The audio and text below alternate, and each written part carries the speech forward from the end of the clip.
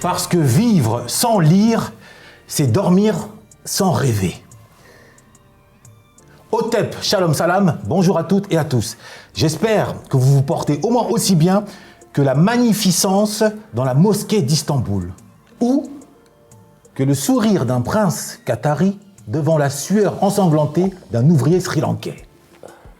Bienvenue dans la librairie africaine, votre émission, votre rendez-vous, qui, j'espère que vous le savez déjà, s'est donné pour objectif, pour impératif, de réveiller en chacun et en chacune d'entre vous l'obligation de s'élever. De s'élever au-dessus des larmes, de s'élever au-dessus d'une condition sociale difficile, de s'élever au-dessus du pessimisme. Mais pour cela, en s'accrochant à une échelle. Il n'en existe pas deux, il n'y en a qu'une, la lecture. C'est la lecture qui vous élève en plus de vous libérer des pulsions négatives. C'est la lecture qui vous construit un cerveau actif, très loin de la passivité, très loin du misérabilisme. C'est la lecture, enfin, qui vous permet de saisir votre destin et de transmettre, d'être des acteurs de l'histoire. En un mot, lisons ou mourons. Alors aujourd'hui, nous allons traiter d'un sujet ô combien épineux, néanmoins fondamental, pour ne pas dire central, autour duquel se structure l'histoire de l'humanité et aujourd'hui qui est un peu battu en brèche, qui est un peu diabolisé. Mais avant de vous en dire davantage, laissez-moi quand même le soin de présenter le frère, les deux frères qui vont cheminer avec moi autour de cette discussion.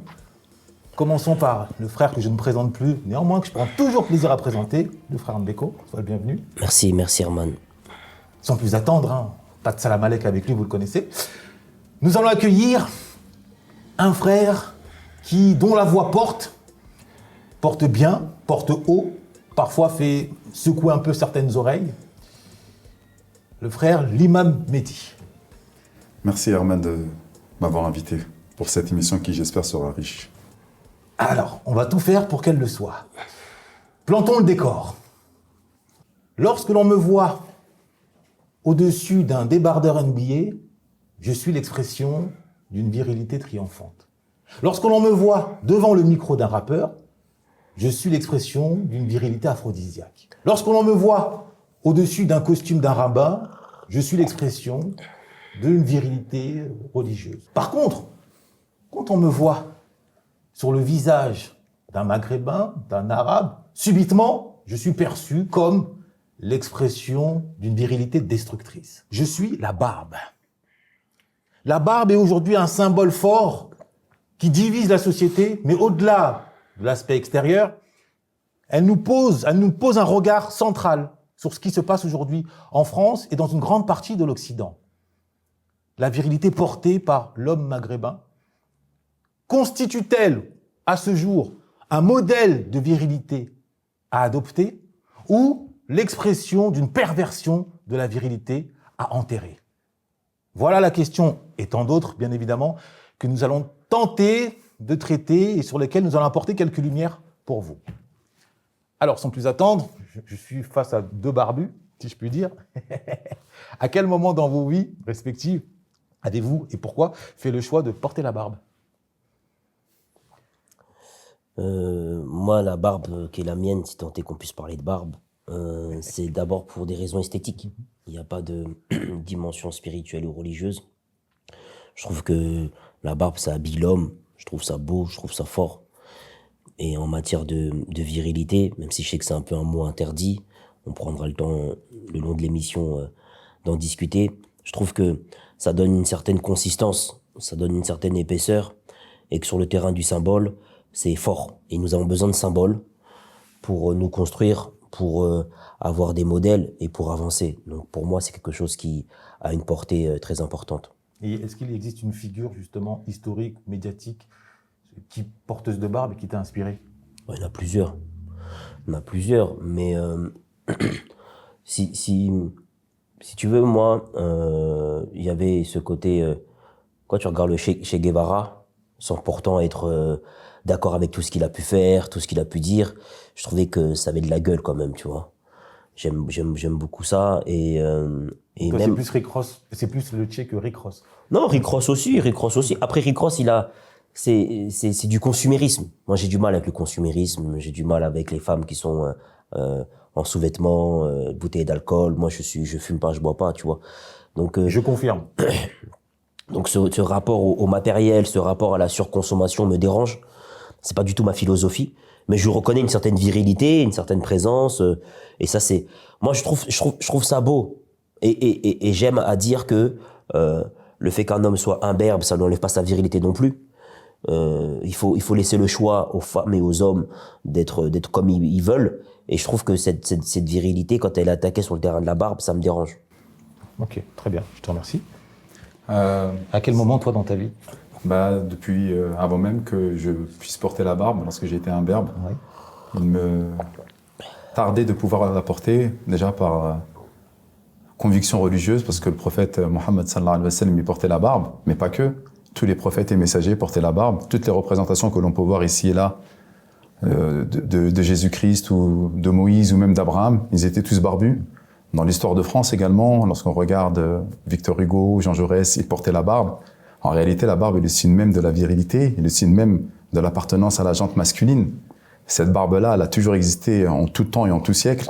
C'est dernièrement qu'en fait, les lames Gillette, etc., pour ne pas faire de publicité, ont commencé à voir le jour. Mais le fait de porter la barbe, effectivement, comme l'a très bien dit Mbeko, ça habille l'homme, ça lui donne de la prestance. Et physiquement parlant, ça montre réellement toute sa beauté. Un homme, physiquement parlant, est reconnaissable, surtout et en premier lieu, par sa pilosité bien fournie, par la barbe. Et donc, bien entendu, premier critère religieux, et deuxième critère, c'est ce qui va mettre en valeur l'homme, et c'est ce qu'ont fait tous les prophètes et messagers. D'accord, critères religieux et esthétiques. Très bien. Alors, comment as-tu vécu le basculement de la perception, justement, de la barbe en Europe, en particulier, en Occident, suite au 11 septembre?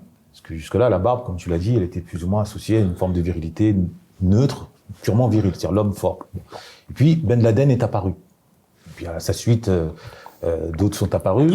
Mais c'est surtout la figure de Ben Laden qui est apparue avec une barbe. Et de là, il y a une scission. Et si bien qu'aujourd'hui, un humoriste qui portait un bonnet, pour peu qu'il avait une barbe, tout de suite, on l'a associé à un frère musulman. Donc, comment, toi, tu l'as vécu dans ta chair, cette diabolisation de la barbe dès lors qu'elle est portée par un arabe? C'est une excellente question. Donc, toutes celles et ceux, plutôt tous ceux, parce que jusqu'à preuve du contraire ne le portent pas, mais tous ceux qui portaient une barbe étaient affiliés en fait à un islam extrémisme. Un islam extrémiste, un islam qui va justement montrer que, attention, lui c'est un pratiquant, donc il va être dangereux. Et au fur et à mesure du temps, grâce à certains rappeurs, grâce à certains joueurs de basket, James Harden, voilà, je pense à d'autres, ont réussi à démocratiser la barbe. Et donc justement, cette même barbe qui commençait à faire peur, elle a retrouvé goût auprès de pas mal de personnes. Et donc nous, on s'est quand même infiltré là-dedans. On a commencé à avoir des barbeurs, on a commencé à avoir des personnes... Et le mouvement des hipsters aussi. Hein, oui, il y a des hipsters qui sont revenus, effectivement, eux aussi sont venus et nous ont donné un petit coup de boost. Mais effectivement, la barbe, elle était... lorsque un maghrébin l'a portée, c'était tout de suite affilié en fait à une forme d'extrémisme, à une forme de pratique religieuse. Et donc effectivement, c'était très compliqué de trouver du travail et on était tout de suite désignés du doigt. Et tu en parles au passé, c'est plus d'actualité? Pour l'instant, il y a une... comment dirais-je?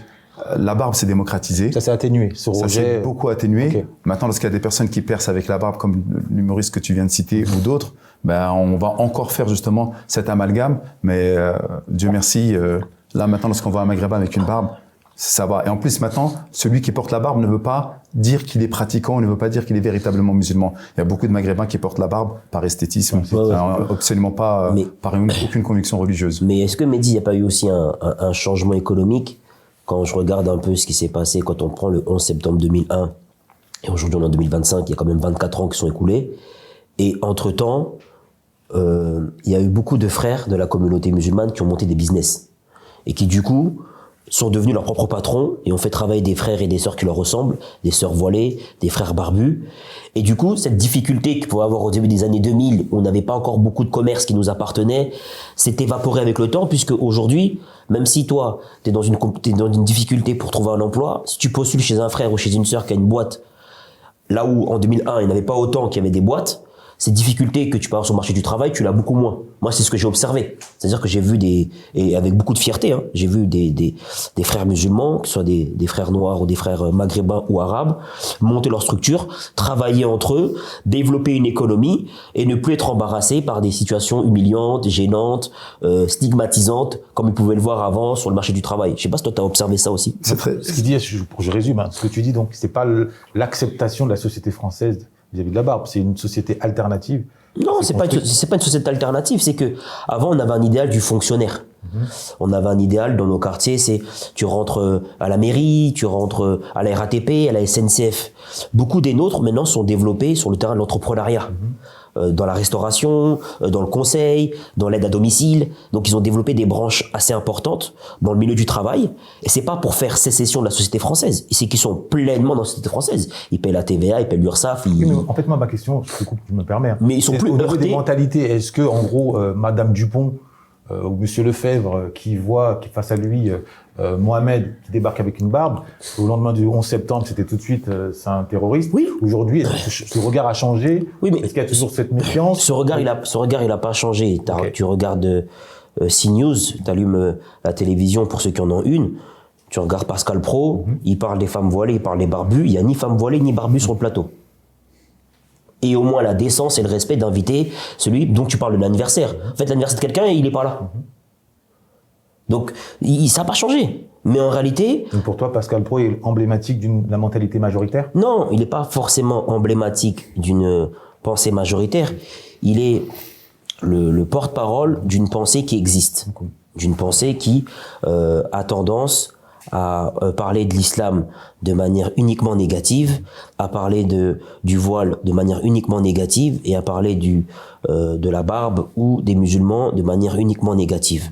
Et moi, ce qui me dérange dans leur manière de faire, c'est que soit ils vont inviter un apostat qui va aller dans leur sens, soit ils vont pas inviter de femmes et d'hommes capables de leur rendre l'appareil et de porter la contradiction.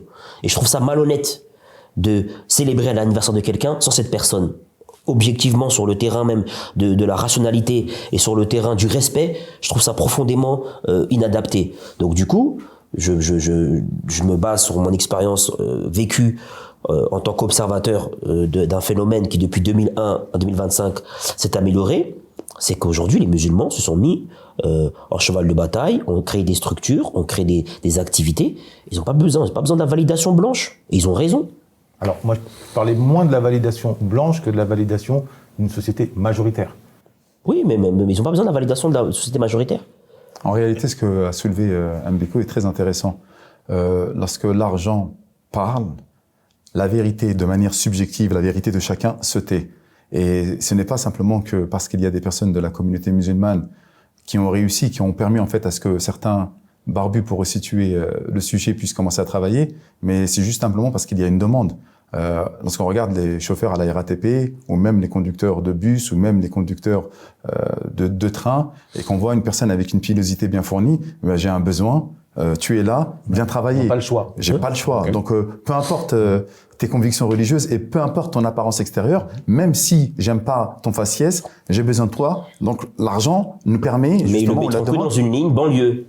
Il y a des lignes où ils le mettront pas. Maintenant, à un moment ou à un autre, là, il y a tellement des lignes qui sont partout qu'on les voit un petit peu partout. Je parle de ça, mais je parle également d'autre chose. À partir des années 2010, on a un grand besoin d'informaticiens. Beaucoup de gens de la communauté maghrébine se sont retrouvés ingénieurs qui travaillent dans la data, dans le développement, etc. Et ils ont une pilosité bien fournie. Et ben, c'est eux qui venaient, qui imposaient leur salaire parce qu'on avait une demande très très tendue par rapport au fait d'avoir des informaticiens. Donc, lorsque l'argent, lorsque le besoin pécunier est là, peu importe en fait. Et c'est ce que je dis tout le temps, même par rapport au marché du halal. Avant, il était impensable de voir des Leclerc ou d'autres grandes enseignes de supermarchés vendre du halal. Mais maintenant, comme la demande elle est véritablement importante, eh ben on va mettre des étals de halal. Donc en fait, quelque part, toutes ces paroles, oui, je l'aime pas, et les musulmans, c'est compliqué, etc.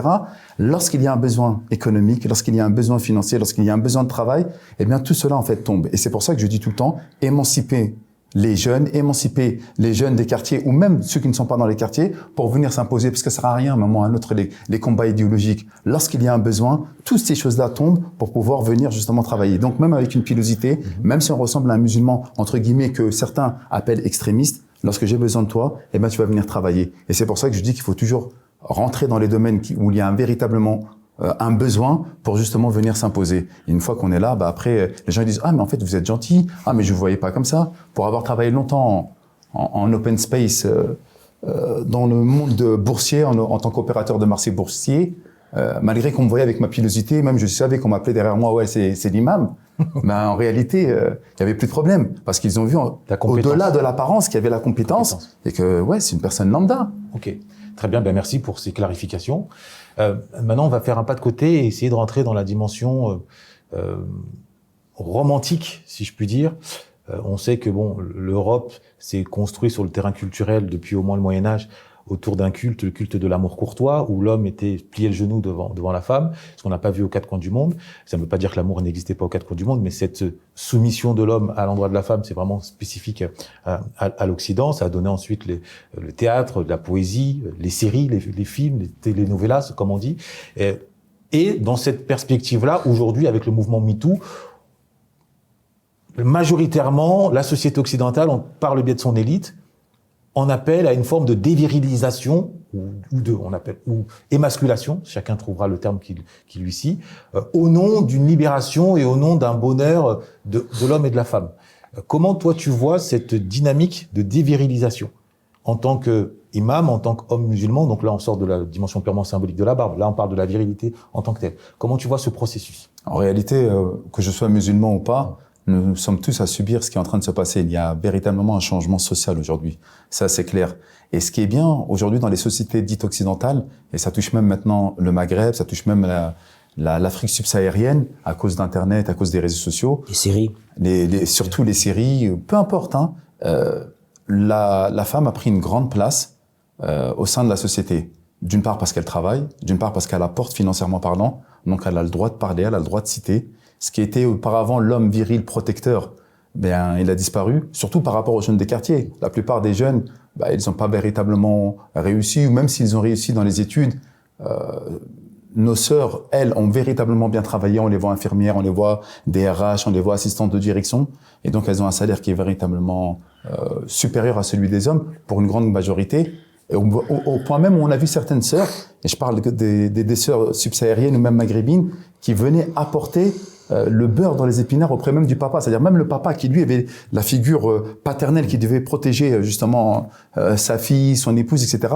Eh bien s'est retrouvé relégué au second plan. Même lorsque sa fille, par exemple, elle voulait sortir tard le soir, ce qui était impensable dans les sociétés dites africaines. Hein, je parle bien subsahariennes et maghrébines. Ben maintenant, comme elle ramenait l'argent à la maison, ça y est, elle est devenue presque une bosse. Tout ça pour dire en réalité que la virilité, encore une fois, et c'est toujours le capital qui parle, de la même manière avec la pilosité tout à l'heure, et aujourd'hui avec la place de la femme, lorsque la femme existe d'un point de vue capital, existe économiquement parlant, eh bien forcément, elle va commencer à contrôler de plus en plus les pans de la société. Or, ça c'est oublier le côté intrinsèque de la femme qui a besoin d'être protégée, choyée, chérie et aimée. Nous les hommes, on a un cycle qui est très, je parle biologiquement parlant, très linéaire. Le matin, plein de testostérone, à la fin on est fatigué, mais c'est facile. D'un point de vue sportif, économique, peu importe. La femme, elle passe par plusieurs cycles. Et parfois, on le voit, et aujourd'hui, que ce soit des personnes religieuses ou non religieuses, il n'y a plus d'hommes. Elles le disent, ouais. Des enfants, des éternels enfants. Ouais, c'est des éternels enfants. Où sont les hommes? Ils jouent encore à la PlayStation. Où sont les hommes? Tiens, tu connais pas un homme, toi, tu connais pas quelqu'un qui est fort auprès de toi, etc. Bien sûr. Et là, on se dit, mais ils sont où les hommes? Mais les hommes ont été castrés, virilement parlant. On les voit même plus. Mais castrés par qui? Castrés par cette société qui a poussé la femme sur un même pied d'égalité que l'homme. Et moi, j'aime pas parler d'égalité entre un homme et une femme. Okay. Comment pourrait-on mettre sur un même pied d'égalité un homme, une femme qui, biologiquement parlant, sentimentalement parlant, émotionnellement parlant, sont différents. Intellectuellement parlant, oui, il y a une égalité, sans aucun doute. Au niveau des droits aussi. Au niveau des droits également, sans aucun doute. Mais on peut pas les mettre sur un même pied d'égalité, ne serait-ce que même physiquement parlant. Et donc, à partir de là, une fois qu'on est arrivé à cet état de fait où on voulait absolument libérer, entre guillemets, la femme, tenez, prenez une cigarette. La première libération de la femme, c'était avec la cigarette. C'était une instrumentalité. Mais si tu parles pas d'égalité, est-ce que tu parlais de complémentarité? Voilà. Vous l'avez enlevé de... Oui, on est complémentaires. Mais comment être complémentaire aujourd'hui alors qu'on demande la même chose pour les hommes et pour les femmes? Et surtout qu'aujourd'hui, tous les métiers sont devenus des métiers tertiaires où l'homme ne peut plus justement montrer sa différence. physiquement parlant, puisque c'est des métiers intellectuels. Mais moi, je vais aller dans... Comment se traduirait cette complémentarité alors, si c'est pas par le corps? Moi, je vais aller dans ton sens, dans le sens où, quand tu dis, il y a une certaine castration des hommes, je pense qu'elle est nécessaire et qu'elle était excessive. Nécessaire dans la mesure où tu avais certains hommes qui avaient ce sentiment de vie ou de mort sur leur conjointe, sur leur femme, et qui avaient une emprise qui était toxique. Ça, fallait le dénoncer. C'est important de dénoncer des comportements qui sont excessifs. Et je connais des hommes autour de moi qui ont eu des comportements d'emprise financière sur madame, de contraintes, d'empêchement de qu'elle puisse s'épanouir. Donc ça, c'est quelque chose qu'il faut dénoncer parce que ça existe. Violence conjugale aussi. Violence conjugale. Pour ça, j'ai parlé de toxicité, mais j'inclus les violences conjugales, les violences physiques, les violences morales, psychologiques, tout ce qui est contraignant et tout ce qui empêche l'autre d'être bien dans sa peau. Après, là où moi, je suis un peu réticent à cette volonté de déconstruire, parce que c'est le mot qui est employé par ces femmes, c'est que même des hommes qui venaient avec de bonnes intentions, avec une certaine droiture, une certaine force, une certaine puissance, parce que ils incarnaient, ces hommes incarnaient quelque chose qui a été souillé par d'autres, on aime tout le monde dans le même sac. Parce qu'il y a eu... C'est-à-dire concrètement l'exemple de la barbe. Okay. Parce qu'il y a eu Ben Laden, dans ce cas-là, on a mis tous les barbus arabes dans le même sac. Parce qu'il y a eu des hommes qui étaient de confession musulmane, qui ont eu des comportements excessifs, qui ont frappé des femmes dans les cités, qui ont eu des comportements déplacés à l'endroit des femmes, on a mis tous les musulmans, arabes ou noirs, dans cette même case. Donc l'objectif maintenant, c'est de faire la part des choses entre les frères qui se sont égarés, ça existe, et les frères qui ne se sont pas égarés, mais qui ont payé aussi pour ces frères-là, et qui se retrouvent dans des situations où ils savent plus où se mettre. Ils savent plus comment faire, et ils osent plus, parce que on les a stigmatisés, parce qu'on les a renvoyés à une virilité toxique nocive, alors que pour le coup, eux n'avaient rien fait. Donc c'est pour ça que je dis que il faut toujours prendre le temps de faire la part des choses entre les agents perturbateurs, qu'il faut écarter, et la majorité qui pour le coup est de bonne volonté, qu'il faut valoriser, qu'il faut encourager, et qui va se réfugier après... jouer à PlayStation. La majorité des hommes est de bonne volonté. Et de bonne volonté. Okay. Quand on parlait de PlayStation, c'est quoi un homme qui joue à la PlayStation avec un taux horaire trop important? C'est un homme frustré qui n'a pas les outils pour aller parler à une femme. Peut-être qui a essayé et à qui on a fait comprendre qu'il n'était pas à la hauteur. Donc du coup, qu'est-ce qu'il s'est fait? Il s'est réfugié dans le monde virtuel parce que le réel, c'est trop violent pour lui. Donc maintenant, qu'est-ce qu'il faut faire? Il faut encourager, tendre la main à ces frères-là en leur disant, vous avez de la valeur, vous êtes capable de vous affirmer, comprenez les codes et allez rencontrer ces femmes qui ont besoin d'hommes comme vous pour qu'il y ait un équilibre. Mais passez d'abord par la bibliothèque. Nécessairement. Juste pour rebondir sur ce que tu es en train de dire, parce que c'est très important. Premièrement, la violence à l'égard des femmes n'est pas propre aux Maghrébins. Bien sûr. Et c'est quelque chose qui touche tous les pans de la société et toutes les origines différentes. C'est vraiment universel. Deuxièmement, je pense que qu'ils soient maghrébins... C'est bien de dire, il n'y a pas une proportion absolument supérieure de violence conjugale chez les Maghrébins, parce que c'est vrai que c'est souvent un terme, une notion qu'on voit qui se véhicule en France, en particulier. Dans les films, dans les séries surtout. Oui, c'est normal. Après, le musulman a toujours été mal dépeint. De la même manière, lorsqu'on appelle un maghrébin, moi je sais pas, un maghrébin n'est pas forcément musulman. Un maghrébin n'est pas forcément pratiquant. La plupart des violences faites à l'encontre des femmes, c'est des violences où l'homme est rentré alcoolisé, où il commence à frapper. Or, dans l'islam, on ne boit pas d'alcool. Donc un musulman qui se respecte... En théorie, en tout cas. Un musulman qui se respecte et qui respecte les prescriptions divines, à un moment ou à un autre, il ne va pas boire de l'alcool. Donc, s'il boit de l'alcool, je vois pas pourquoi on pourrait l'affilier à un acte de musulman alors qu'il a lui-même déjà désobéi au principe élémentaire de notre religion qui interdit l'alcool.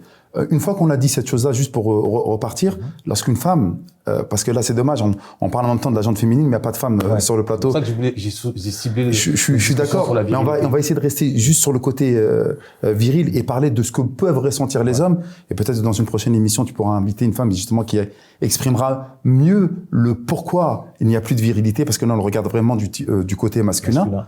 Le gros problème, c'est que encore une fois, l'homme a été castré dans sa virilité. Et parce que je suis imam et parce que je crois fortement au principe divin, l'homme, lorsqu'il a le qawam, c'est comme ça qu'il l'appelle dans le Coran, la qawam ici, c'est la responsabilité.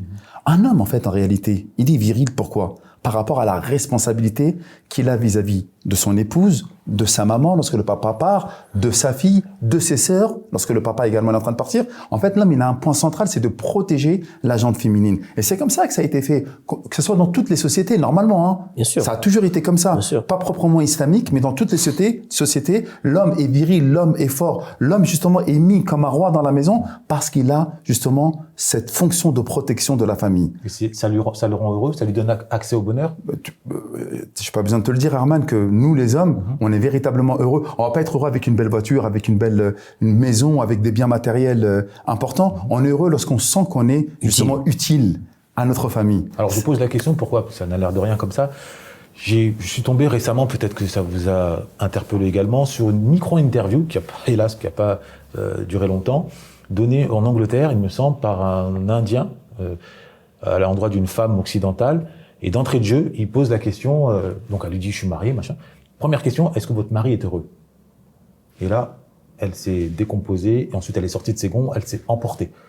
C'est-à-dire que pour elle, c'était inconcevable qu'on lui demande si, en tant que femme mariée, elle doit se préoccuper du bonheur du mari. Là, tu viens de décrire effectivement le rôle de l'homme responsable, où c'est l'homme qui prend la responsabilité, donc lui qui se préoccupe. Maintenant, est-ce que dans les préceptes religieux, il est indiqué à la femme qu'elle doit aussi participer activement au bonheur de l'homme? Une excellente question. Moi, ce que j'aime bien déjà mettre en place, c'est qu'en islam, il n'y a pas de précepte religieux parce qu'il n'y a pas de différence entre le religieux et le profane. Okay.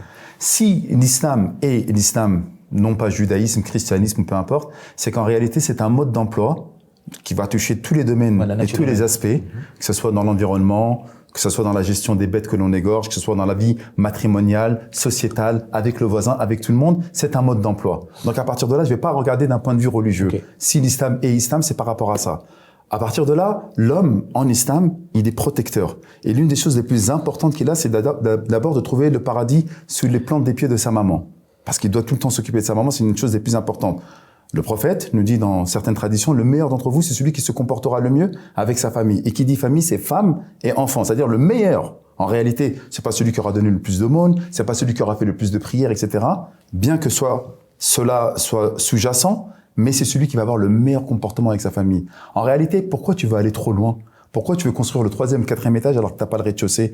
Et quelle personne te connaîtra le mieux si ce n'est ta femme et tes enfants, lorsque tu es fatigué, lorsque tu es stressé, lorsque tu es rentré harassé par une journée de travail, accablante, etc. C'est eux qui te voient sur ton véritable jour. Donc si tu es bien avec ta femme et tes enfants, bah lui c'est un mec bien.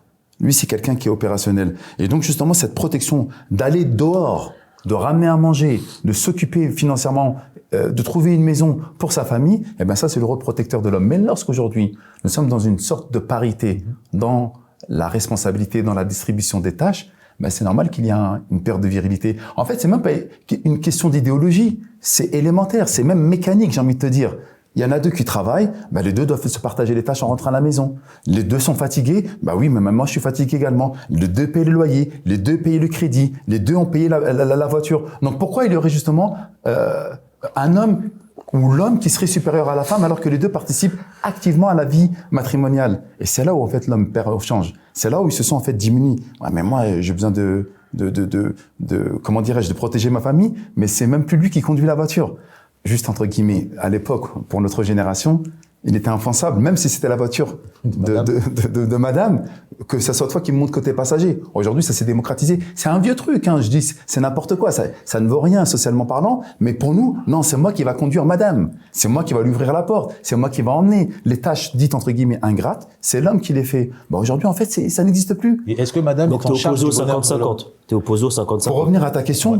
En fait, elle n'est pas en charge. Si elle veut que son couple puisse fonctionner correctement, c'est d'une logique implacable. Okay. De la même manière que moi, je vais m'occuper de mon épouse pour qu'elle puisse être heureuse, c'est un partenariat. Okay. Elle aussi, elle doit faire l'effort nécessaire pour s'occuper de moi. Comment? En me protégeant de ma maison, en s'occupant de mes enfants, en faisant en sorte que parfois, lorsque je suis pas bien, etc., qu'elle me remonte le moral. C'est pas une obligation. Nous, on veut toujours essayer de rendre les choses normées, voir les choses de manière normative. C'est comme ça et c'est pas autrement. Mais si on réfléchit comme ça, c'est mon droit, mais on n'y arrivera jamais. À un moment ou à un autre, c'est un partenariat, c'est une entreprise, entre guillemets. Et donc, si on veut que cette entreprise ou ce partenariat puisse réussir, nous devons faire tous les deux les efforts. Et Mehdi, qu'est-ce que tu penses du 50-50? Très honnêtement, religieusement parlant, ça ne marche pas le 50-50 chez nous parce que c'est l'homme qui doit justement subvenir aux besoins de la femme. Ça, c'est clair et net. Mais maintenant, madame veut travailler. Bah, si tu veux travailler, ok. Donc, si toi, tu n'es pas là pour essayer de protéger mon foyer, pour essayer de gérer les enfants, de ne pas les poser à la crèche, etc., et que tu veux véritablement participer, moi, je te demande de rester à la maison. Je m'occupe de tout. Je gagne très, très bien ma vie. Mais si tu veux véritablement travailler, le contrat social islamique du 50-50 vole en éclats par le fait qu'elle aussi, elle veut participer. Donc moi, je veux bien t'aider. En fait, en islam, c'est clair et net. C'est l'homme qui doit tout payer. Le gîte, le couvert, les habits. Mais si la femme veut, elle aussi, pouvoir travailler, ok, mais moi, je t'ai dit que j'allais te protéger. Mais si tu veux véritablement participer, bah, en fait, tu vois, ce contrat tacite, social, islamique, il vole en éclats par le fait que toi-même, tu voulais t'intégrer dans le monde du travail. Je comprends. Est-ce que c'est à la portée aujourd'hui, dans le contexte Économique de la majorité des musulmans hommes, que de pouvoir tout assumer? Au-delà des musulmans, je parle encore une fois de manière générale, tout dépend de ton niveau de vie. Si tu veux le all-inclusive au Sofitel de Marrakech, si tu veux faire 2 voyages, si tu veux aller faire au ski, etc., bah, un salaire, ça suffira pas. Mais nous, on a vécu, à mon époque, très humblement, on faisait un voyage peut-être une fois par an ou tous les 2 ans. On n'allait pas au ski, on n'allait pas en vacances, on sortait pas souvent au restaurant, etc. Et le salaire de papa a largement suffi, et un salaire suffit largement aujourd'hui Donc, en France. Tu dis que c'est Tout possible dépend de... si on sort de la société de consommation. Voilà, tout dépend en fait de la manière dont tu veux vivre. Si tu veux vivre comme te font miroiter les réseaux sociaux, bah, je suis désolé, oui. Publicitaire. Mais c'est ça en réalité. Encore une fois, c'est le capital qui parle. Depuis tout à l'heure, on veut dire, ouais, mais quelque part, le capital, il a une influence énorme dans notre vie. Partout. Tu vois, il est impliqué dans notre vie. Et il n'y a pas de couleur de peau, il n'y a pas de religion, tout le monde est concerné. Et c'est exactement ce que je suis en train de te dire. Même nous, les musulmans, ou même les juifs, ou même les chrétiens, ou même la famille traditionnelle conservatrice, se retrouvent justement soumis au capital. Donc, si tu veux, toi, suivre ce qu'on est en train de te montrer à la télévision, ou plutôt dans les écrans, bah, je suis désolé, un salaire ne suffira pas. Mais pour aller dans ce sens, tu vois, moi, j'ai discuté avec des identitaires classés à droite ou à l'extrême droite, qui combattent soi-disant l'islamisation, et je leur ai dit que si on voulait vraiment analyser un problème structurel en France, l'américanisation des mœurs est plus un danger que l'islamisation. Et ça, ils ont du mal avec ça. Je dis que Netflix fait plus de mal aux mœurs en France, la multiplication des McDo, des KFC font plus de mal en France que les quelques mosquées qui s'ouvrent. Je dis pas qu'il n'y a pas de problème avec des mosquées. Il n'y a pas de problème avec les mosquées. Je dis pas qu'il n'y a pas de problème avec les mosquées. Je dis que, si, il y a certaines mosquées qui posent problème, avec des prêches qui sont, Le problème, tu vois, c'est très intéressant. Attendez, on va- non, mais là, non, mais c'est super intéressant ce qu'il vient de dire. certaines. On sort peut-être du sujet, mais c'est juste. Ok, bon, mais non, mais c'est super intéressant. Je suis désolé. À un moment ou à un autre, surtout toi, Ouais. qui est homme de loi, magistrat, tu devrais savoir que c'est pas parce que une personne, un imam est monté sur la chaire et a fait un prêche entre guillemets plus ou moins douteux, que c'est toute une mosquée qui va C'est pour ça que porter la culpabilité c'est pour ça de que je vais cela. nuancer ma pensée. Voilà. Et Alors, il n'y a pas de mosquée. attends, je vais nuancer, je vais nuancer ma pensée. Je donne juste un exemple. je- Par rapport aux attentats de 2015, Ouais. il n'y a eu personne Oui. qui a osé faire, via cette idéologie mortifère, qui est sortie d'une des mosquées en France. C'était des personnes qui ont été plus recrutées sur les réseaux, du En Belgique, darknet, en des réseaux Belgique. sociaux, etc. Ou en Belgique, etc. Mais Molenbeek. personne n'est sorti des mosquées. Les mosquées sont au grand jour. Mehdi, je vais corriger ma Ça, pensée. c'est une digression à la Non, mais tu as refaire. raison, vite c'est fait. important. Voilà, Tu ouais. as raison. Je corrige ma pensée. On va pas parler de la mosquée en termes d'édifice. On va parler Ou des fidèles, parce que la ou des mosquée n'est fidèles. rien sans ses fidèles. Exactement. Je parle ni des fidèles, ni de l'édifice en tant que tel. Je parle de certains prêches. Parfait. Certains prêches qui sont des prêches parfois haineux à l'endroit de la France ou à l'endroit des... Pour rester sur le terme de la virilité, peut-être à l'endroit des femmes aussi. Ou à l'endroit des femmes aussi, bien sûr, à D'accord. l'endroit des femmes, qui posent problème. D'accord. Et je dis que ces prêches existent, mais quand on va analyser un problème structurel, tu te dois d'analyser un problème structurel dans l'étendue des dégâts qu'il crée sur le territoire national. Donne un exemple concret, un fait. Et attends, je vais y arriver. Ce qui est factuel. Non, mais je oui. vais y arriver. Je dis qu'aujourd'hui, l'islamisation, comme on nous le vend, n'est pas le problème, selon moi, Certainement, oui. numéro 1 de la France. Ce n'est Il y a- pas un problème tout court pour moi. Oui, mais c'est même pas un problème tout court. Il n'y Mais, a même pas d'islamisation. mais si tu veux même, je vais même aller plus loin. Vas-y. Aujourd'hui, quand tu interroges un Français, il a des problèmes de pouvoir d'achat. C'est vrai. C'est-à-dire que cette fin de mois difficile dure 30 jours. Il est payé le 5, il a découvert le 6. C'est vrai. Donc il va te parler de problèmes de logement. C'est vrai. Il va te parler de problèmes liés à son quotidien en termes d'espace de vie. Sa carte bancaire ne lui permet pas de vivre décemment. Le logement qu'il a, il est trop petit. Ou il est dans un quartier où il voudrait déménager. Ça, c'est des problèmes structurels. Après, il y a l'insécurité. Et l'insécurité, ça existe. Il y a des problèmes d'insécurité. Il ne faut pas non plus dire que tout se passe bien, qu'il n'y a pas de problème d'insécurité. Maintenant, je trouve que l'islamisation est un problème qui a été inventé. Merci. Je dis ça pourquoi? Parce que, sous couvert de certains dérapages, on a voulu généraliser des brebis galeuses et donner le sentiment que la majorité des musulmans ont des problèmes avec la République, ce qui est faux. Et c'est pour ça que je te dis que j'ai discuté avec des identitaires de droite, je leur ai dit, manifestement, l'américanisation des mœurs, cette société du fast-food qui s'est développée, les séries Netflix qui sont venues pervertir un peu les mentalités, en termes de pudeur, en termes de relations homme-femme, en termes de mise en avant de comportements déviants. Tu vois, moi j'ai un problème quand on me dit, oui, il a le droit d'être chaise, il a le droit d'être licorne, ou il a le droit d'être éléphant. Mais moi j'ai le droit de dire qu'il a un problème psychologique quand il me dit qu'il est une chaise. Attention, tu marches sur le fil. Non mais, est-ce que moi j'ai le droit de dire qu'il a un problème psychologique quand il me dit qu'il a une chaise? Oui, mais après ça, tu marches sur le fil. Mais moi je marche sur les barbelés, c'est pas de souci, j'assume complètement. Mais pour te dire que aujourd'hui, on nous demande aussi d'accepter des propos qui sont complètement irréels, au sens littéral, c'est irréel, sous couvert de liberté d'expression. Et j'ai le droit, sous couvert de liberté d'expression, de dire qu'il tient des propos qui sont irréels. Alors moi, je vais me faire un peu le poil à gratter, parce que vous étiez d'accord, donc il faut un peu créer une petite dialectique. Parce que moi, ce qui me remonte, ce que j'entends régulièrement concernant le procès en islamisation ce que subirait la société française à l'endroit des arabo-musulmans, ou même des afro-musulmans, c'est une forme de prosélytisme agressif.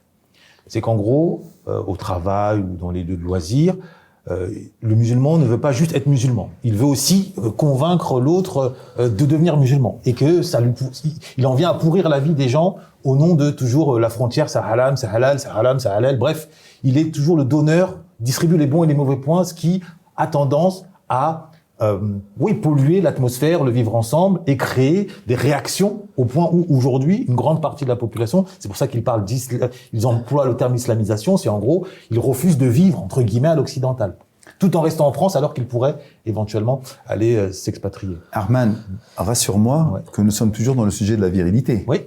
Je ne vois pas le rapport. Alors, le rapport c'est quoi? La virilité, viris c'est la force. D'accord. Ok. La force. Par rapport à l'islamisation de la France, par rapport à un prosélytisme exacerbé des musulmans, où est le rapport avec la virilité? Alors, je ne dis pas que c'est mon propos. Hein. Je dis ce que j'entends et ce qui se répand. Vas-y, parce que j'arrive pas à faire le lien. Et ce qui suscite la montée en puissance de la voix d'un Zemmour, d'un Bardella, par l'écho de Pascal Praud notamment. Jusqu'ici, on est tous d'accord. Bon. C'est pas uniquement une vue de l'esprit. C'est pas les gens qui se sont levés, juste ils ont en souvenir Ben Laden, ils disent les musulmans, ils sont tous extrémistes, il faut qu'on les chasse de France. Ou parce qu'il y a eu Charles Martel au 8e siècle. Il y a aussi dans leur perception, je dis bien dans leur perception, si on en croit leur récit, un sentiment que la communauté musulmane, en tout cas certains musulmans, notamment les hommes, feraient preuve d'une sorte de prosélytisme. Alors Zemmour il dit conquête, moi j'emploie pas le mot conquête, mais de prosélytisme. Ce qui n'est pas négatif en soi. J'explique juste comment ça fonctionne. Au nom, par exemple, certains diront, oui, mais pour les hasanètes, on incite les musulmans à convertir. Souvent, ça part d'une bonne intention. J'ai entendu. Voilà. Moi, je vois toujours pas le lien, mais je vais quand même répondre à ta question. Prosélytisme, déjà, dans la Constitution, c'est permis. On a le droit d'être prosélyte en France. On a le droit de déclarer sa religion, sans aucun problème. On a le droit de parler de notre religion. Autre chose, contrairement aux chrétiens, contrairement aux juifs, le musulman vit sa foi. D'accord? Si c'est une fois par mois, ou plutôt une fois par semaine à l'église, le musulman a 5 prières quotidiennes à faire. Donc à un moment ou à un autre, rien n'est au-dessus de Dieu. Et Dieu, lorsqu'il appelle à la prière, nous devons répondre à la prière. On a des laps de temps. On essaie de le faire de manière discrète, cachée, de ne pas le voir. Avoir une pilosité, je l'ai dit, je peux avoir la même barbe que Victor Hugo, Jean Jaurès, le Tché, peu importe. Mais nous, on veut ressembler au prophète. Donc lorsque une barbe, et c'est ça qui est très dangereux en France, cette virilité, lorsqu'elle est hipster, lorsqu'elle est sur un joueur de basket, lorsque c'est un rappeur, il n'y a aucun problème. Mais le problème, c'est maintenant qui va porter la barbe. De la même manière qu'on va entendre un propos qui va être dit par une personne qui n'est pas musulmane, qui ne va pas être condamnée, mais lorsque c'est un imam qui le dit, dernièrement ça s'est passé, on se retrouve condamné. Donc en fait, on n'est plus dans l'absolu même du propos, mais maintenant on va stigmatiser la personne qui va le dire. Et là, ça commence à être très dangereux. C'est là où on parle vraiment de dangerosité. Et d'islamophobie. Au-delà de l'islamophobie, les juifs, à un moment ou à un autre dans ce pays, ont été montrés du doigt, ont été stigmatisés. Et on leur a même collé une étoile jaune. On les a même déportés. Jusqu'à preuve du contraire, ce n'est pas les musulmans. Les musulmans les ont protégés, que ce soit à la mosquée de Paris, que ce soit au Maghreb, au Maroc ou en Tunisie. Donc les musulmans seraient les nouveaux juifs de France? Je ne dis pas encore cette chose-là parce que il y a beaucoup d'eau qui ont coulé sous les ponts. Néanmoins, on se retrouve à avoir le même problème. Au début, c'était les judéo-bolcheviques. Maintenant, on parle d'islamo-gauchisme. Beko a dit une chose très intéressante tout à l'heure. Il parle d'islamisation de la France, mais en réalité, lorsqu'il disait le problème du français moyen, les gilets jaunes qui ont été complètement annihilés alors qu'ils étaient dans des revendications légitimes, on a essayé de coller ça aux musulmans. Lorsqu'il y a des problèmes, cachez-moi ces problèmes en dessous d'un voile ou au-dessous d'un barbu ou au-dessus d'une islamisation. Mais c'est pas ça le problème de la France. On participe à l'effort collectif. Même de dire, ouais, les musulmans, vous êtes des virils, vous êtes méchants avec vos femmes, etc. Jusqu'à preuve du contraire, on n'a jamais invité une femme parce qu'on disait, ouais, c'est le patriarcat musulman qui impose à la femme de porter le voile. Lorsqu'on a commencé à inviter les sœurs et qui leur dit, non, c'est mon choix. Ou lorsqu'on a invité des lévis, des juifs convertis et qui disaient, non, mon papa ne m'a jamais rien dit. Lui-même, il était juif.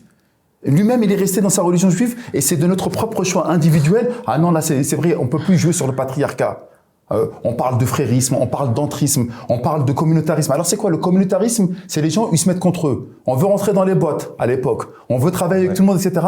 Là, on parle d'entrisme. Alors on est communautaire ou on est entriste? Est-ce qu'on est entre nous ou on veut s'ouvrir aux autres? La fameuse taquilla qu'on vous reproche. Peu importe, peu importe. Pour revenir à ta question, le musulman pratique sa religion. Alors pour être sûr que tout le monde me comprenne et que tu me comprennes. J'ai peut-être en répondant, essayons d'y arriver. Est-ce que parce que je suis pas rassure-moi, je suis pas le premier à te faire part de ce sentiment qui gagne d'une grande partie de la population française. Pour moi, t'es le premier parce que lorsque je regarde, lorsque je vais au ski, lorsque je vais à Marseille, lorsque je vais dans le Vercors, peu importe, lorsque je rentre dans une station-service, je suis très très bien accueilli par mes concitoyens français. Je dirais même entre guillemets de souche. Donc tu ne perçois pas une montée de l'islamophobie en France? En réalité, il y a une montée de l'islamophobie au sein des médias, au sein des politiques, pour cacher justement le problème. Au sein de la population. En réalité, lorsque je regarde réellement la population, oui, s'ils sont abreuvés à CNews et à BFM, forcément, calomnie, il en restera quelque chose. L'adage, il est connu. Mais lorsque je regarde la réalité de la situation, non, avec des collègues français, je n'ai aucun problème.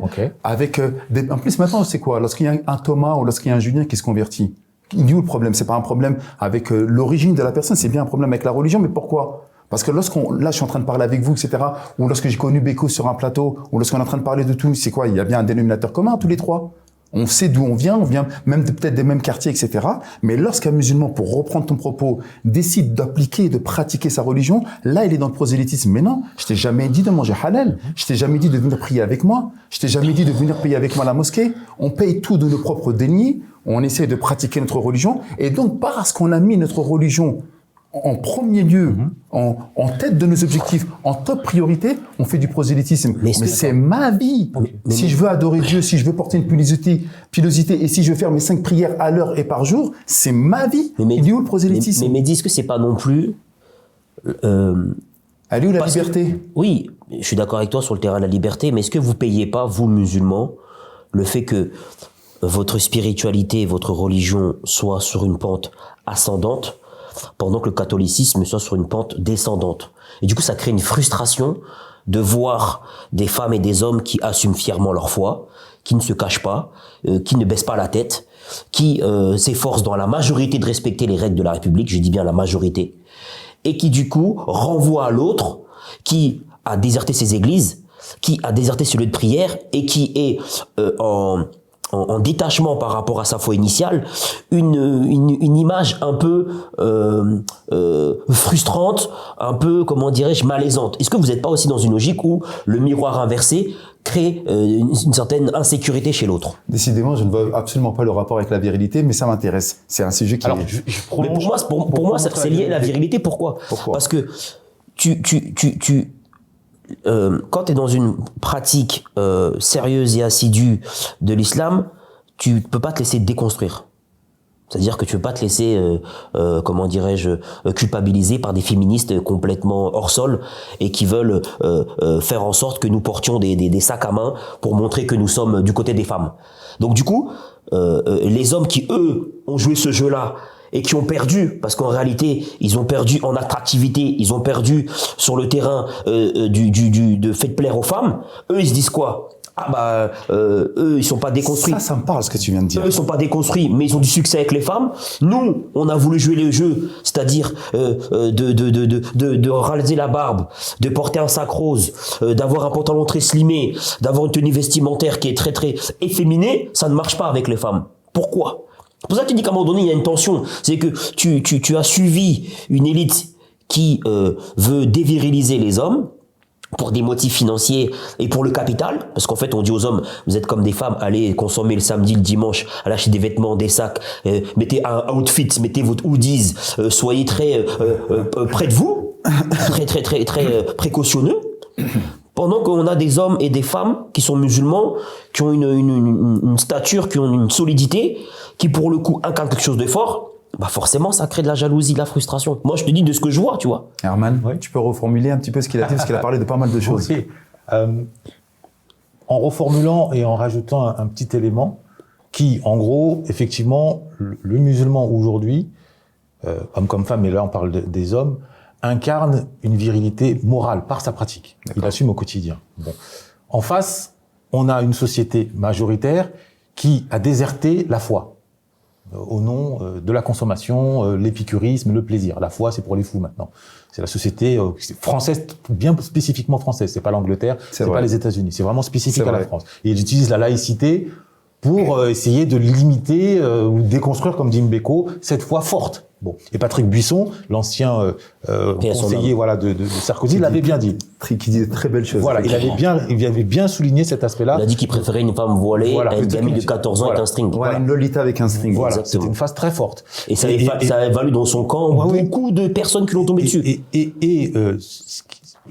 Quand j'ai dit je vais un peu plus loin, c'est que la France est face à une exception culturelle historique, du jamais vu aujourd'hui, dans l'histoire de l'humanité, puisqu'on a l'ancien colon, donc l'incarnation de la virilité autoritaire, par l'armée, par la science, par vraiment l'ancien colon qui domine, qui se retrouve dominé en interne face à une minorité, mais qui le domine maintenant spirituellement. C'est-à-dire qu'il y a la domination matérielle, mais qui fait face, il y a l'autorité matérielle qui fait face à l'autorité spirituelle. Et ça m'insupporte. Je dis, mais comment Mouloud, qui m'apporte mon truc Uber, qui me sert mon grec, comment ça, il est plus droit que moi, il croit en Dieu, il tient une certaine autorité morale sur la base de son livre saint, c'est pas normal, une transcendance, c'est pas normal, forcément, c'est pour me détruire.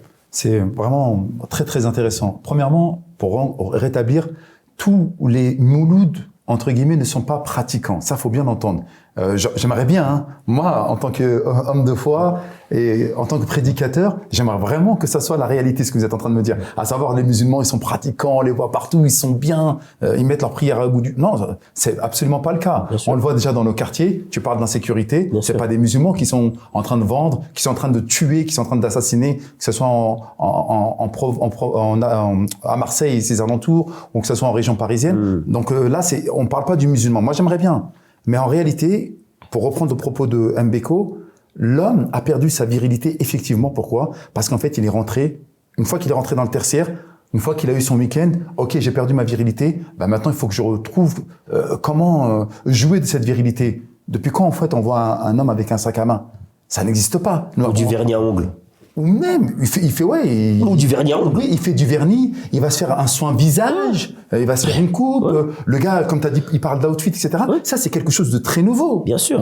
Nous, en tout cas, dans notre génération, c'était impensable de voir une chose pareille. Mais pourquoi ? Parce qu'à un moment ou à un autre, il va prendre ce qu'on lui a donné. Et pour sortir, à l'époque, c'était quoi ? Comment on reconnaissait un homme dans la virilité ? Par sa présence. C'est ça. Par son charisme, par sa manière de parler, par sa stature, par sa pilosité, Un homme, il n'avait pas besoin d'accessoires. Au pire, il y avait peut-être la montre, c'est tout. La graine de café Exact, au milieu, voilà, tu c'est vois. tout, Et c'est ça y est, on n'en parlait plus. Après, c'était un homme, on le voyait par rapport à ses interactions sociales. Aujourd'hui, l'homme n'existe plus socialement parlant. Donc, il a besoin d'exister, qu'on les voit dans les grands joueurs de foot, que ce soit dans les rappeurs, avec des manteaux aussi moches les uns que les autres, avec beaucoup Qui vaut 15 000 euros, mais 20 000 avec euros. plein de bagues, avec des tatouages aussi. Les tatouages, c'est très important. Ça marque une certaine, ouais, c'est mon corps, j'en fais ce que je veux. Je parle pas pour toi, Herman, attention. non, mais moi, oui, moi, je le dis juste comme ça, parce que, Pas un problème, hein, je suis pas parce que parfait. ça aussi, je l'ai vu. Le gars, il était rien du tout. Il avait les tatouages à l'époque. On voyait le chinois, où il mettait son tatouage sur le dos, etc. En fait, il avait besoin d'accessoires, de visibilité pour montrer en réalité que, oui, moi, je suis un homme, je suis quelqu'un de viril. Alors que la virilité, C'est une attitude. elle ne s'exprime pas comme ça, c'est une attitude. bien C'est sûr. une manière d'être, c'est la protection de la famille, c'est le fait d'être au service de l'autre, c'est le fait d'être bienveillant, c'est le fait que j'ai les moyens de répondre avec violence, mais je ne répondrai pas avec violence. Je suis là, je vais d'abord écouter parce que je peux, si je veux, mais je le ferai pas, etc. C'est cette responsabilité, la virilité. Et effectivement, nous, les musulmans, on n'est pas dans ce mood de suivre la tendance. Bah, je vais venir avec ma djellaba. Ouais. On va porter le chapeau. Nos femmes, entre guillemets, lorsque je dis nos femmes, celles qui veulent être pratiquantes, ben, elles vont mettre, que ce soit subsahérien, maghrébin, Bien sûr. turc, etc. On va s'habiller de manière ample. On va pas suivre la mode. On va pas prendre un bracelet Cartier à 54 000 euros. Je vais pas prendre une sacoche Louis Vuitton à 2500 euros pour y mettre un iPhone 17 orange alors que j'ai rien dans mon compte en banque. Il y a d'autres priorités. Il y a la famille. Donc tu il y a sors du l'éducation des consumérisme. enfants. Tu sors du consumérisme. Et encore une fois, on revient à quoi? Au capital. Capital. C'est toujours ça, le dénominateur commun, la trame de fond de ce qui est en train de se passer dans la société. Ce n'est pas l'islamisme, ce n'est pas les religions, c'est juste le capital. Vous êtes en train de me dire que... Je finis juste sur ça, permets-moi, Herman. Le problème, c'est qu'aujourd'hui, il y a plus d'un mariage sur deux en France qui finit par un divorce. Les femmes ne voient plus d'hommes. En réalité, pourquoi? Parce qu'il n'y a que le capital. Le capital, il veut quoi? Ils préfèrent un couple divorcé avec 2 appartements à payer, 2 charges à payer, 2 lits pour les enfants lorsqu'ils les ont, etc. Parce qu'il va y avoir la carte de partager, etc. Et donc, ça fera beaucoup plus de consommation. Alors que nous, les musulmans, et à moindre mesure les chrétiens, ne veulent pas parler de divorce. On veut essayer de sauver la cellule familiale, parce que qui dit cellule familiale sauvée, dit société préservée. Tout passe par la cellule familiale. Lorsque maman, elle n'est pas là toute la journée, lorsque le papa, il n'est pas là toute la journée, c'est soit le téléphone, soit c'est la rue qui va éduquer l'enfant. Après, on parle d'insécurité. Mais même s'il y a des éducateurs, et même l'école, là, on a changé éducation nationale, alors que normalement, c'était instruction nationale. Mais comment tu vas éduquer un enfant? Qui tu es? T'es pas mon père pour m'éduquer. On entend dire au prof, etc. Et il est pas là pour éduquer. Il est là pour transmettre un savoir. Donc, tous ces éléments combinés montrent que le capital, la recherche effrénée de l'argent, du moyen financier, etc., a fait en sorte que la cellule familiale s'éclate façon puzzle, et on retrouve que l'homme a perdu de sa virilité parce qu'en fait, il n'est plus là en tant que protecteur, il est là pour une certaine image sociale où il faut gagner de l'argent pour pouvoir vivre de telle ou telle manière. D'accord. Donc, vous diriez l'un comme l'autre que l'islam et le capitalisme sont incompatibles? Totalement. Alors là, je suis pas d'accord parce que l'islam propose justement à ce que l'argent puisse tourner. La plupart des personnes que tu es en train de voir, lorsqu'on nous a fermé les portes des bureaux, on nous a fermé la porte de la fonction publique, etc. Pourquoi tu vois énormément de musulmans entrepreneurs en ouvrant les restaurants, en allant VTC, en allant Uber, en ouvrant la boîte, même la personne qui... Oui, mais l'entrepreneuriat existe avant le capitalisme. Oui, Le mais les capitalisme. musulmans se sont rentrés dedans plus que les autres. Et c'est pour ça, en réalité, on devient de plus en plus visible. Et là, le problème. Lorsque c'était nos mamans qui faisaient les ménages à 5 heures du matin, ou nos papas, ça et qui dérangeait prenaient pas. le métro, ça dérangeait absolument pas. Mais maintenant qu'on devient magistrat, un béco, lorsqu'on le voit rentrer dans une salle d'audience, ou lorsqu'on voit un Mourad, lorsqu'on voit un maître Wali ou autre qui rentre, ou Yassine Bouzrou qui est connu énormément, etc.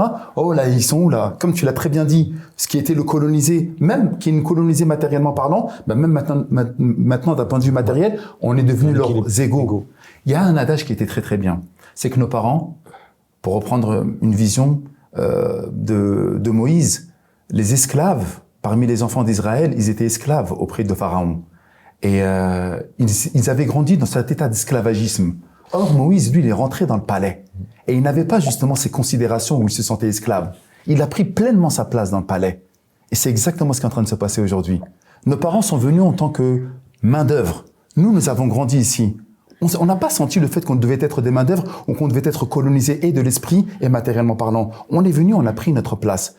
À la sueur de notre front, sans voler personne, en partant d'10 mètres en retard sur la ligne de départ.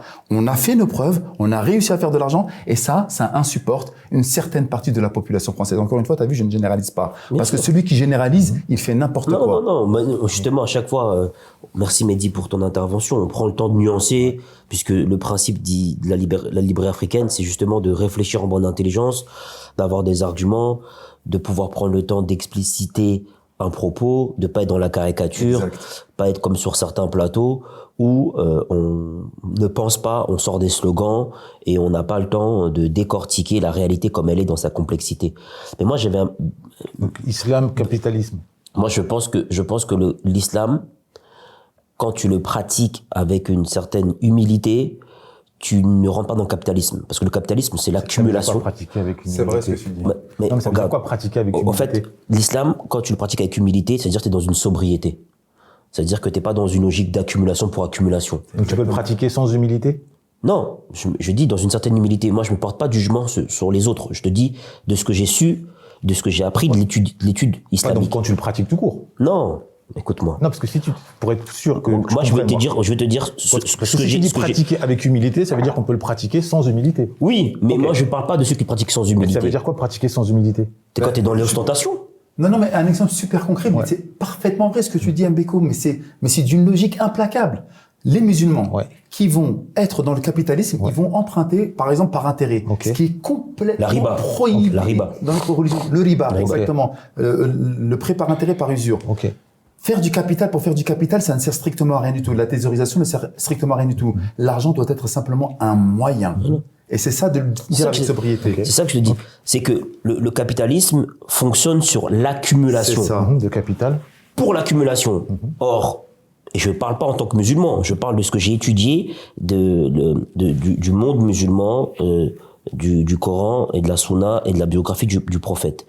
C'est dans une logique d'abord de sobriété. Ça veut dire que, tu vois, même par exemple, un musulman en surpoids, c'est pas bien. Ça veut dire que tu manges trop, tu te maîtrises pas. Tu vois, c'est des trucs tout bêtes. C'est-à-dire que même dans ton alimentation, dans ton achat de matériel, tu dois acheter pour pouvoir subvenir à tes besoins, pas pour montrer à ton voisin que tu es riche. Donc, le Qatar est musulman ou pas? Moi, je porterai pas de jugement sur le Qatar ou l'Arabie Saoudite. Je te parle d'abord. Non, je te parle d'abord. Des exemples concrets. Non, mais avant même d'aller sur. Il faut qu'on prenne des exemples concrets. Tu me dis l'islam. De ce que j'ai étudié. Ce que tu as étudié. Le Qatar, c'est l'inverse de ce que tu dis. Oui, mais le Qatar, c'est des buildings, c'est de l'or partout, c'est des Rolls-Royce. Avant d'aller sur ces pays-là, on va parler d'abord du quotidien de nos compatriotes français musulmans. Tu peux pas être dans une logique du capitalisme qui va t'inviter à surconsommer, à avoir 200 paires de baskets, à avoir 4 téléphones portables sur un an. Quand tu es dans une logique de sobriété pieuse, parce que par rapport au prophète et les enseignements qu'il dispense, c'est d'abord l'humilité, la sobriété et le partage. Comment tu fais pour être dans une logique de partage quand tu es dans une logique consumériste et égoïste? C'est ce que je dis. Après, on peut parler des Qataris, on peut parler des Saoudiens, il n'y a pas de problème. Mais là, on parlait d'abord du comportement entre le capitalisme et l'islam. Moi, je pense que c'est deux réalités qui sont antinomiques. Parce que l'une repose sur la sobriété et l'humilité, l'une repose sur l'outrance et l'accumulation. C'est pas possible. Donc ma question, c'est est-ce que l'Arabie Saoudite... Et je te dis ça en tant que non-musulman. Est-ce que l'Arabie Saoudite et le Qatar, selon toi, sont antinomiques aujourd'hui avec le modèle... Mais non, je vais te répondre, parce que moi, je me cache pas derrière mon petit doigt. Je déteste la manière dont fonctionnent les Saoudiens et les Qataris. Ils ont un rapport à l'argent, ils ont un rapport à l'accumulation de biens qui me dégoûte au plus haut point. Je mets sur le même terrain un Rick Ross et un Saoudien qui a 300 voitures avec des esclaves qui bossent pour lui. J'ai le même dégoût, le même dégoût. Mais je parle pas des musulmans, je parle du comportement consumériste, parce que pour moi ça n'a rien à voir. Tu fais la distinction. Le capitalisme et l'islam ne sont pas foncièrement incompatibles. Si on parle véritablement de la gestion du capital, l'islam, justement, avec toutes ses lois, promeut le capital. Il n'est pas interdit d'être riche. Les premiers musulmans de la première heure, ceux qui ont aidé le prophète sallallahu alayhi wa sallam dans justement sa prédication, c'était des musulmans qui étaient richissimes. Il n'est pas interdit de porter de belles montres, il n'est pas interdit d'avoir des voitures de luxe. Il n'est pas interdit de tout ça tant que, justement, on n'oublie pas la part caritative et sociale de comment nous avons gagné notre argent. On peut être dans l'ostentation. Après, tu donnes ta définition d'ostentation. Belle montre, c'est visible. C'est des belles choses. Voilà. À l'époque, les Arabes, ils avaient des Ferrari Ok. dans les étalons arabes. Ok. Et c'était quelque chose qui était même... Donc c'est pas contradictoire. tant que Ouais. tu n'oublies pas Ouais. la part Ok. sociale que tu dois justement Ok. aux nécessiteux, Donc la saccade, quoi. tu as le droit d'être riche en La islam. fameuse saccade, c'est quoi? C'est 10%? 2,5%. Ah, c'est 2,5%. Non, mais tu as raison, c'est 10% lorsque c'est... Bon, peu importe, on va pas Ok. rentrer, mais lorsque c'est des arbres fruitiers, Ok. etc., là, ça va être 10%. Néanmoins, ce que je suis en train de te dire, c'est que ce n'est pas interdit. Ok. Tu peux être très riche, tu peux être milliardaire, tant que tu donnes tes 2,5%. Ok. OK. Ok. Donc là, il n'y a pas de souci. Par contre, ce qui est interdit, c'est le gaspillage. Et ça, c'est vrai que nous avons un gaspillage. Je regarde juste simplement dans nos communautés, Ouais. lorsqu'il y a un mariage, on va pas tout manger, on va commencer à prendre de poulet. Après, lorsqu'on pose la question au serveur, ça va aller où? Ben, il nous dit ça va aller à la poubelle. Ah oui. D'accord. Mais c'est Mais- inconcevable, mais- alors qu'on sait qu'il y a des gens qui meurent de faim. Donc Le l'ostentation. gaspillage est indispensable dans la société de consommation parce qu'on se sert de ça pour vendre du rêve aux gens. On va préférer jeter la nourriture C'est exactement ça. que de le redistribuer aux On pauvres. voit chez les Monoprix, etc., lorsque la DLC elle est passée, On le jette. la date limite de consommation, On le jette. je suis d'accord. Donc le capitalisme a besoin de cette hyper-production Même si je ne vais pas vendre, au moins, exactement, on est d'accord sur ça. pour maintenir une apparence d'opulence et pour créer du rêve et du désir chez les consommateurs. Lorsque tu parles de l'homme J'avoue, j'ai viril, du mal à voir le lien entre... lorsque tu parles de l'homme viril, Ouais. par rapport à toute cette gestion du capital, l'homme viril, ça va être un bon gestionnaire Ok. du foyer. Il va pas commencer à dépenser n'importe comment. Il va faire attention. L'homme viril va se poser la question, est-ce que ma femme a besoin de travailler? Est-ce que mes enfants ont besoin de passer de 7 heures du matin jusqu'à 18 heures le soir dehors et il rentre après une journée harassée où il va aller à la crèche alors qu'il vient juste de naître et il a peut-être besoin du lait maternel plutôt que d'un biberon où il n'y a pas de nutriments nécessaires là-dedans. L'homme viril, le père de famille, celui qui va protéger sa famille, il va se poser toutes ces questions-là. Est-ce qu'on a vraiment besoin de tant d'argent pour vivre? Tant que toi et moi on est heureux, tant que nos enfants vont grandir, après on pourra faire notre vie peut-être, ou une fois dans l'année on pourra aller faire nos voyages, etc. La réalité elle est là. Donc oui, l'islam, sur ce coup, Ouais. il va être en opposition avec le capital exacerbé où il faut faire de l'argent pour faire de l'argent. D'accord. Est-ce qu'on a vraiment besoin que tu achètes un sac Longchamp à 6 000 euros? Franchement. Est-ce que tu as besoin d'avoir l'iPhone 17 Pro Max de Orange alors que le tien, le 11, il marche encore très très bien? Voilà. Franchement. Eh ben, c'est l'homme de famille, celui qui va être justement responsable, il va se poser toutes ces questions-là. Or, un Donc homme ton de- regard sur l'Arabie Saoudite ou le Qatar? mon regard sur l'Arabie Saoudite et le Qatar, c'est des gens où ils ont, et les Émirats Arabes Unis, on peut le mettre également là-dedans, et le Koweït, et Oman, etc. Ce que je suis en train de dire, c'est que eux, ils avaient vécu uniquement du pétrole et de la rente des pétrodollars. Aujourd'hui, ils essaient de se diversifier. Or, ils n'ont pas compris qu'ils auraient pu faire quelque chose de beaucoup mieux. Ok. Ils ont choisi une stratégie, c'est leur stratégie. La preuve, ça marche très très bien à Dubaï. Tout le monde va là-bas. Aujourd'hui, même en Arabie Saoudite, avec quoi? C'est quoi? C'est les déserts. Ils vont pas ramener les gens par rapport à un désert. Il faut bien justement qu'ils fassent rêver. Et comme nous sommes dans une société capitaliste et qu'ils ont les moyens, eux, de leur ambition, ben, ils sont en train de faire cette chose-là pour apporter les gens. Encore une fois, là, rien d'islamique peut-être là-dedans, mais il y a le capital, encore une fois, qui parle. Et je reviendrai toujours, comme si c'était justement une sorte de slogan. Encore une fois, le dénominateur commun, c'est toujours le capital. Comment je vais faire pour attirer les touristes mondiaux dans mon pays? Donc, ils ont choisi une stratégie, bonne ou pas bonne. L'avenir nous le dira. Pour l'instant, aux Émirats Arabes Unis, ça a l'air de bien marcher. Les gens sont contents d'aller là-bas. Les gens sont contents de voir des hauts buildings, alors qu'il y a eu... C'est complètement fou, hein, Ah ouais. d'avoir une piste de ski dans un désert à plus de 50 degrés. On est d'accord. Mais ça marche. Donc, si ça marche, ben, ils vont continuer à le faire, cette chose-là. Donc, le problème n'est pas l'islam, n'est pas les Émirats Arabes Unis, mais le problème, c'est la perception des gens et de ce que veulent les gens. On leur a vendu du rêve. Tu peux être quelqu'un, tu peux réussir ta vie par le capital. On oublie le côté spirituel, le côté humain, le côté terre-à-terre de notre vie, où en fait, ça passe extrêmement vite. On leur a fait miroiter qu'on pensait être éternel grâce aux biens matériels. Ben, ma foi, si ça marche, tant mieux pour eux, mais on sait que ça va pas durer. Alors- Et aucune société n'a pu durer comme ça. Question sensible. Beko a effleuré ça rapidement tout à l'heure. Oui. C'est un sujet qui revient de temps en temps sur les réseaux sociaux. Peut-on être musulman et esclavagiste? Non. D'accord. Lorsque et tu le sais très bien, Tariq Ramadan, ici, sur ce plateau, on a touché 2 mots, et d'autres. L'islam. Parce qu'on parle du Qatar, l'Arabie Saoudite, on sait que le Qatar En fait, c'est 300 000 habitants, d'accord, mais en 3 millions réalité- d'esclaves. Oui, si tu peux les appeler des esclaves, mais aujourd'hui aussi en France, il y a l'esclavagisme moderne. Si tu veux parler du terme d'esclave, c'est Ouais. quoi un esclave? C'est quelqu'un qui va travailler pour le capital. Aujourd'hui, c'est pas un maître humain, mais c'est un maître du capital, encore une fois. Bien sûr, bien sûr. Parce que le gars, il vient, il a 20 ans ou 30 ans, il va prendre un crédit pour 25 ans, il est bloqué. Il est obligé de payer.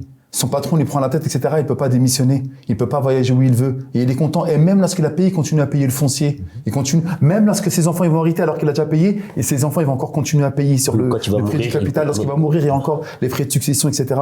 Donc oui, il y a un esclavagisme moderne généralisé qui existe, et l'esclavagisme, oui, c'est le terme, c'est quoi? C'est une personne en fait qui travaille pour quelqu'un et qu'on lui a volé la vie. Tu sais que depuis le CP, on est en train de te parler du baccalauréat. Depuis le CP, on t'a jamais parlé d'être entrepreneur, mais de pouvoir travailler dans une entreprise. Depuis le CP, on est en train de conditionner nos petites têtes brunes, nos enfants, pour leur dire, écoutez, vous allez travailler. Mais il y a une autre vie à côté du travail. Je peux faire une moitié de vie de travail et une autre moitié de vie m'occuper de moi, de mes hobbies, d'aider les gens, de ma famille. Mais depuis qu'on est petit, on lui dit, tu es né pour travailler. C'est pas d'esclavagisme, ça? Ah, mais moi, je dirais pas le contraire. Hein. D'accord. Donc, lorsque tu vois des personnes, et ça, encore une fois, c'est pas les Pour moi, Qataris. est esclave celui qui ne lit pas, qui n'a pas accès à la connaissance. Mais ça, alors là, depuis le début déjà, ton introduction, j'aimerais juste de dire comme ça, elle était magnifique. Merci. Ton émission est magnifique parce que l'émancipation et la liberté ne passent foncièrement que par la lecture. C'est la lecture qui nous élève. C'est la lecture qui nous émancipe. Et c'est la lecture qui nous libère.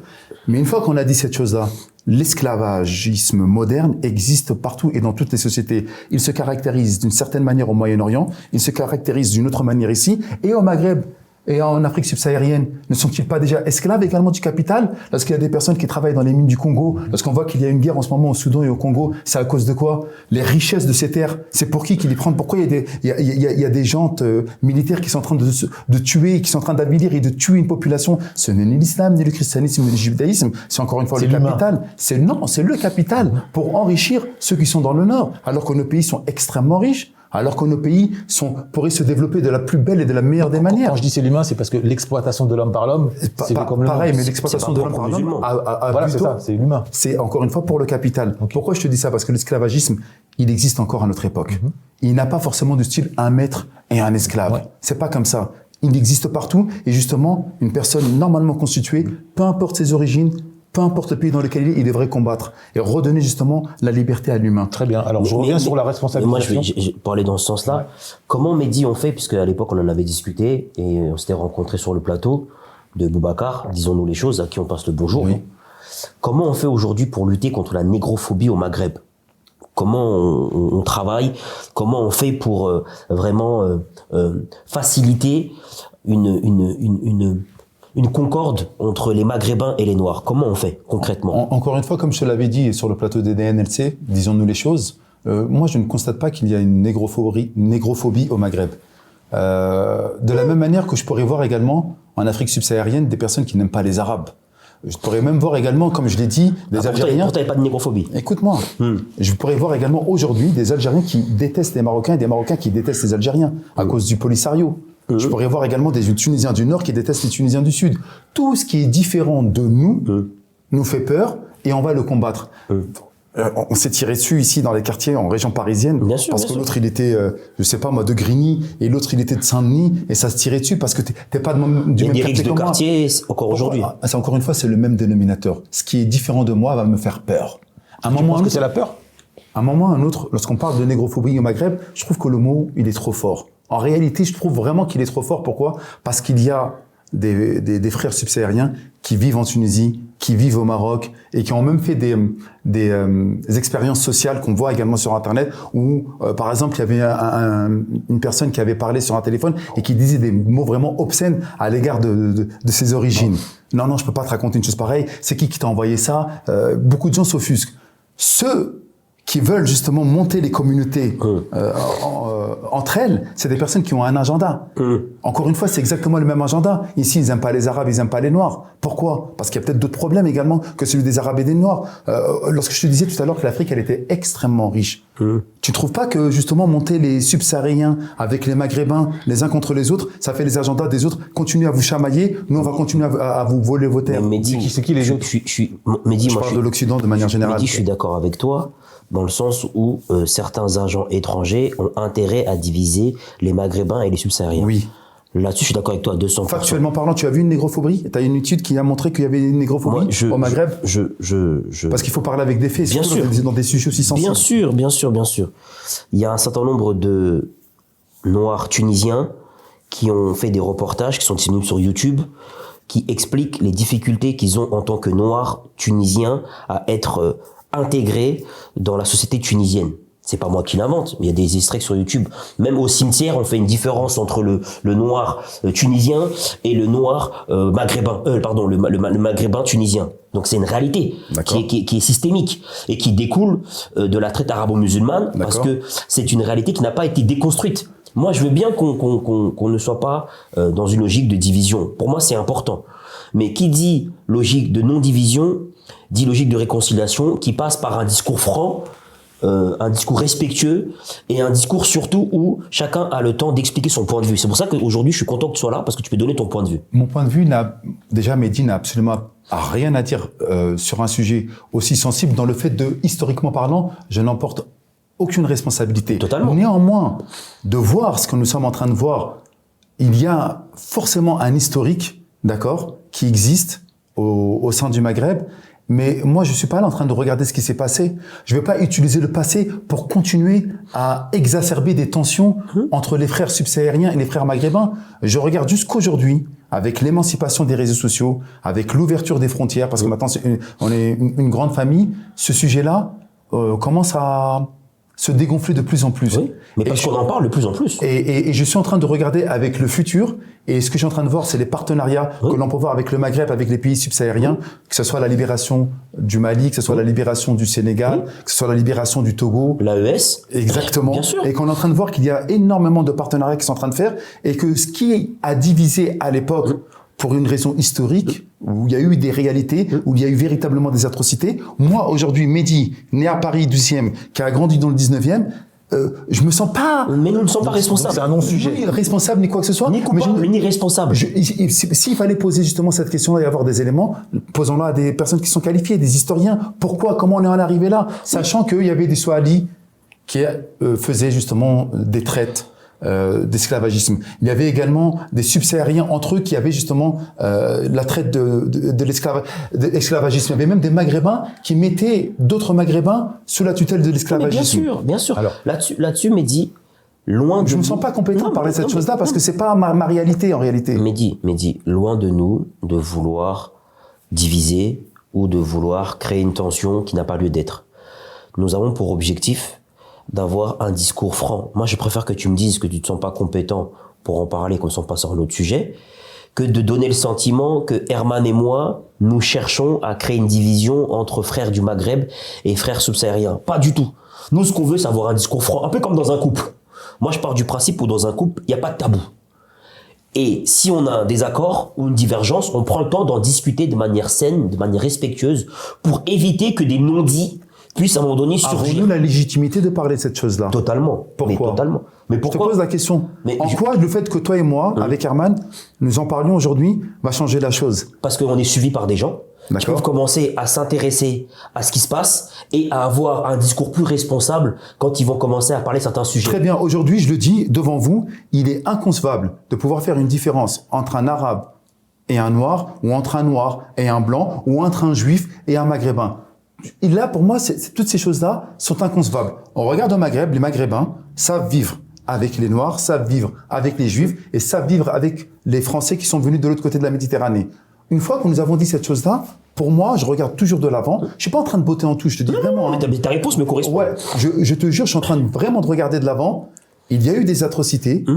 Il y a eu des choses qui ne méritent même pas d'être mentionnées dans l'islam, qui tend justement, dans tous les textes, à la libération, justement, des esclaves depuis maintenant plus de 14 siècles. C'est l'une des seules religions, je ne sais pas après pour les autres, où justement, il y a énormément de textes et de versets, et dans le Coran, et dans la sunna prophétique, dans la tradition prophétique, qui tend vers la libération. Après, ça, c'est quelque chose qui est d'un autre temps. Même de parler de ça aujourd'hui en 2025, je trouve que c'est anachroniste. Qui tend vers la libération, c'est-à-dire? Qui tend vers la libération de ceux qui ont été sous le joug de l'esclavagisme. Ah, ok, d'accord. Donc, dans le Coran, c'est bien de le dire parce que beaucoup, parfois, font ce procès-là. Mais à chaque fois qu'il y a un péché qui a été fait, ou un manquement à la parole, ou quelque chose qui a été contraire à la religion, pour pouvoir expier ce péché, libérer les personnes qui sont sous le joug de l'esclavagisme. D'accord. Et il y a maintes et maintes versets et maintes de traditions prophétiques qui tendent vers cela. C'est le prophète universel qui, justement, tend à faire en sorte que les gens puissent être égaux, tels les dents d'un peigne. Très bien, merci de le dire. Oui, mais ça, c'est en fait, en réalité, pour moi, encore une fois, si tu tapes juste sur Internet esclavagisme, islam, tu verras très bien la position de l'islam là-dedans. Moi, ce que je ne supporte pas, c'est qu'aujourd'hui, en 2025, alors qu'il y a tellement qui nous rassemble, que ce soit la terre, que ce soit nos origines, et que le fait qu'on ait grandi dans les mêmes quartiers, qu'on a les mêmes difficultés, qu'on a les mêmes aspirations, on se retrouve encore à parler de manière anachroniste des choses qui n'ont pas lieu d'être. Moi, par exemple, dans mon quotidien, parce que je vis en France, cette question-là, elle est vraiment là pour attiser le feu. La position de l'islam, elle est claire. Les Maghrébins, avec les subsahariens, se marient entre eux. Il y a énormément de métissage aujourd'hui. C'est quelque chose qui, pour moi, un non-sens. Et ce qui nous a rassemblés, c'est le dénominateur commun de l'islam. Donc, je ne vois pas pourquoi aujourd'hui on en parle. Quand tu entends les prises de position d'un Bassem, quelles sont tes... Bassem, pourquoi aujourd'hui on en parle? Et ça me fait mal au cœur dans une émission aussi qualitative, je dis bien aussi qualitative que la vôtre, de mentionner son nom. Mais à un moment ou à un autre, il brasse, c'est large, il brasse des gens. Mais les gens qui vont le suivre, et je le dis ouvertement, c'est des personnes qui sont très étriquées de l'esprit, ils sont vraiment... il n'y a pas de grande réflexion. Est-ce qu'il se réclame d'une virilité, lui aussi, quand il prend ses prises de position? Une virilité? Non, il s'en réclame. Je dis pas que... Encore une fois, par respect pour ton émission, j'ai vraiment pas envie de parler de cette personne-là. Tout simplement, pourquoi? Parce que on parle de sujets sérieux ici. Ce gars-là, il est suivi par des jeunes. Une personne qui grandit, qui arrive à 25 ans, 30 ans, il va arrêter de le suivre parce qu'il veut construire une famille. Il se rend compte qu'il est en train de dire n'importe quoi. Une fois qu'il a dépassé la trentaine, il va juste le suivre pour rigoler parce qu'il le voit comme un comique. Ni plus ni moins. Mais encore une fois, je te jure, par respect pour ton émission, j'ai même pas envie qu'on en parle. Tu sais, c'est comme si de parler d'une personne qui va... Oui, il va brasser large. Oui, il y a des gens qui vont le suivre, mais quel type de personnes le suivent? On parle pas de l'écume d'un torrent. C'est blanc, mais ça vaut rien du tout. Alors, deux choses, si je peux me permettre. Premièrement, c'est pas mon émission, c'est l'émission de Mbeko. Je vous dis votre émission. Pour rendre à César ce qu'il y a à César. Moi, je suis très soucieux de cette exactitude. Non, je tiens quand même. Je savais pas, parce que moi, je le vois toujours en maître de cérémonie. C'est normal. C'est pour ça que je tiens à le souligner. Je vais même aller plus loin. Moi, c'est pas mon émission au sens où c'est mon caleçon. C'est une émission que je mets au service de notre communauté. Et même cette appellation, mon émission, me dérange. Ma présence ici montre tout le pluralisme que tu donnes à ton émission. C'est ça. Et je vais même te dire une chose, Mehdi, tu vois. Attendez, excusez-moi juste, parce que là, c'est un point central. Évidemment, moi, quand je dis Bassem, c'est pas l'individu. C'est, comme tu l'as évoqué, l'idéologie. Cette idéologie, elle lui est pas propre.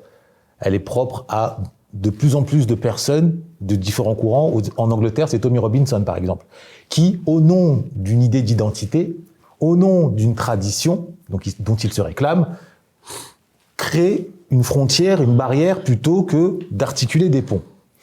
Il se trouve que, comme tu l'as dit, il est suivi, il gagne du terrain. On n'a pas de proportion, on n'a pas de baromètre. Il gagne du terrain, mais il est suivi. Voilà, on n'a pas de baromètre, en effet. Exactement, merci. J'aime bien parler avec des faits qui soient... On n'a pas de baromètre. Voilà. Néanmoins, on est ici, on se targue d'être des intellectuels, donc de prendre des idées, théoriser, d'articuler une pensée, afin que, ensuite, les uns et les autres se l'approprient et à leur niveau, parce que peut-être que à leur niveau, ils vivent ces tensions intercommunautaires. Ils vont même écouter notre émission. Ce qui me désole, avec votre excellente émission, c'est qu'on aborde des sujets vraiment pour moi qui sont très quali. Et de parler de lui, il va se dire, regardez, des personnes quali, il y a un avocat, il y a un philosophe littéraire qui écrit des bouquins, il y a un imam, il parle de moi. Mais t'es qui, toi? La seule chose que tu as eue, qui a permis que tu puisses exister, c'est les réseaux sociaux. Sans les réseaux sociaux, tu es inexistant. Tu existes parce que tu es en train de faire ton travail. Tu existes par les écrits que tu as fait, les livres. J'existe en montant sur la chaire et en parlant à une communauté. Mais là, on parle d'une personne qui n'existe que par le biais des réseaux sociaux.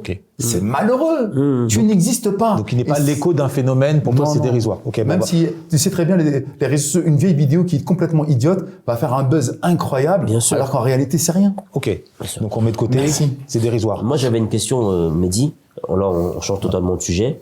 C'est comment toi, tu vis aujourd'hui cette médiatisation et le succès que tu as. Et moi, je suis très content pour toi. Et tout d'abord, je suis très heureux de ce que tu incarnes, de ce que tu proposes, de ce que tu véhicules. Je suis pas d'accord avec tout, mais en tout cas, je trouve que tu es brillant.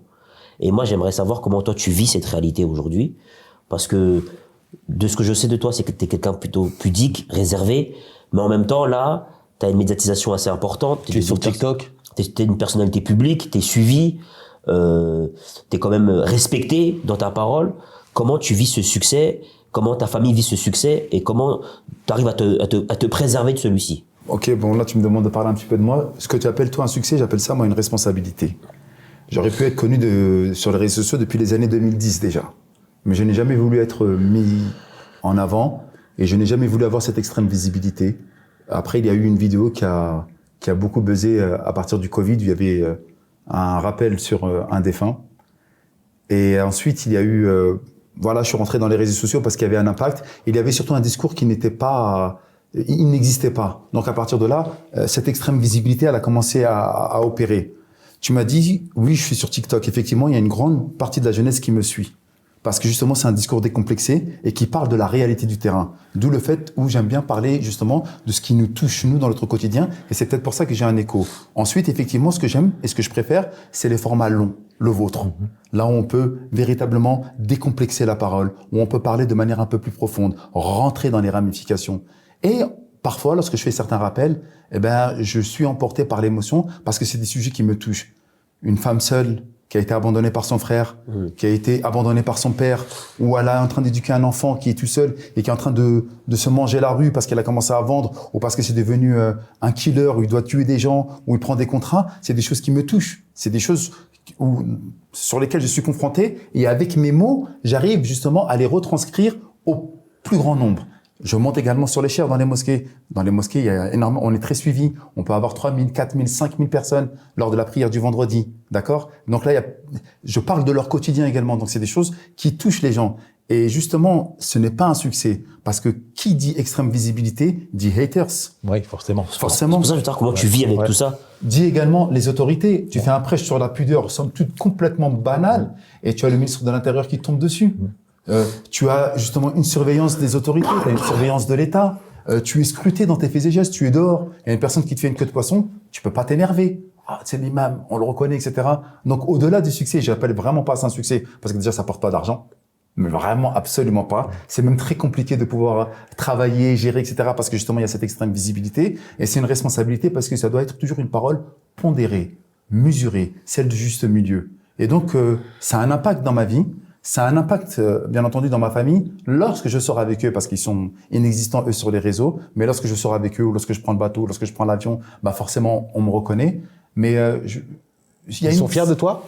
Ben justement, c'est le mot que tu m'as enlevé. Il y a une certaine fierté parce qu'on me désigne pas du doigt comme quelqu'un qui a fait quelque chose de mauvais ou comme quelqu'un qui a fait du mal, etc. Mais on me désigne du doigt en venant me dire ouais merci, mon fils il a recommencé à m'écouter. Ouais merci, j'ai commencé à me rapprocher de Dieu par tes propos. Ouais merci, grâce à toi, je me suis réconcilié avec mes parents. C'est des choses vraiment qui mettent du baume au cœur. Mais si vous regardez juste là au hasard dans n'importe quelle vidéo, vous allez voir aussi des insultes. Oui, ça fait mal au cœur également à la famille parce qu'ils aiment pas voir leur père ou leur mari, etc. Chahuter. Et dans le prolongement de la satisfaction et de la responsabilisation, et de la responsabilité même, comment vois-tu la diabolisation, en tout cas le procès ou le soupçon que l'État, que les institutions scolaires font peser sur le lycée d'élite Averroès? Ben encore une fois, c'est comme tu l'as dit, c'est un lycée d'élite, 100% au brevet, 100% au bac, avec des mentions, etc. Alors qu'on le regarde, le lycée Stanislas, où il y a eu des violences, où il y a eu un programme à l'encontre de l'éducation nationale, etc. Eux n'est pas inquiété alors que nous sommes inquiétés. Ben, en fait, c'est exactement ce qui est en train de se passer. L'islamophobie, j'ai bien dit médiatico-politique. Ouais, d'État, quoi. Voilà, d'État avec les médias, a fait son travail. Et donc, c'est normal. Mais encore une fois, ce qui est bien, c'est qu'au Conseil d'État, ils ont gagné. Pareil, lorsqu'on a on nous intente des procès, donc on gagne au moment des procès. La justice est encore indépendante dans ces États et je le dis. Ah, c'est bien de le dire. Non, mais je le dis parce que lorsque on prouve par des faits, et c'est ce que demande la justice, eh bien, on gagne aujourd'hui. Mais malheureusement, le mal est fait. Par exemple, lorsque... La calomnie l'emporte. Voilà, c'est toujours... Là, il y a eu une perquisition chez moi. On est venu, on a trouvé de l'argent. Ah, regardez, on a trouvé de l'argent, une certaine somme d'argent en liquide chez l'imam Mehdi, blablabla, blablabla. Ok, parfait. On justifie l'argent. La perquisition n'a servi à rien du tout, mais il fallait faut faire peur à la famille, etc. On gagne le procès. Mais il n'y a pas une ligne lorsqu'on a gagné le procès. Il y a eu juste des unes dans les journaux, sur Internet, pour le fait regarder. Donc ouais, il y a eu de la suspicion. Et dès qu'on jette la suspicion, alors qu'on gagne le procès 3 ans, 4 ans après, bah là, il n'y a plus aucune nouvelle. Et c'est ce qui se passe pour l'écrasante majeure partie des musulmans, malheureusement. Ok, très bien. Mais est-ce que toi tu penses, Mehdi, est-ce que tu penses que cette stigmatisation du lycée Averroès, c'est parce que nos élites dites blanches ont peur, de manière significative, de voir une élite arabo-musulmane ou afro-musulmane se développer en France? Parce que moi, je suis intimement convaincu que si c'était un lycée technique ou un lycée professionnel qui forme des femmes de ménage et des hommes de sécurité, on ne serait pas venu les emmerder. Très honnêtement, je ne sais pas pourquoi il y a justement cet acharnement à l'égard de la communauté musulmane, mais comme je te l'ai dit tout à l'heure, plus on va réussir, plus on devient visible. Et plus, en fait, on va nous attaquer. Mais Pour moi, c'est pas le débat de la visibilité. Parce que quand tu es visible et tu joues au foot, ça dérange pas. Moi, je suis sur un autre terrain. Encore une fois. Parce que Averroès, c'est tu formes des futurs cadres. des femmes et des hommes de confession musulmane susceptibles de diriger des hommes blancs. Pour moi, mon problème, il est là. Ma lecture, elle est simple. C'est qu'aujourd'hui, en France, on a du mal à accepter qu'un noir ou un maghrébin dirige des blancs. C'est ça le problème de fond.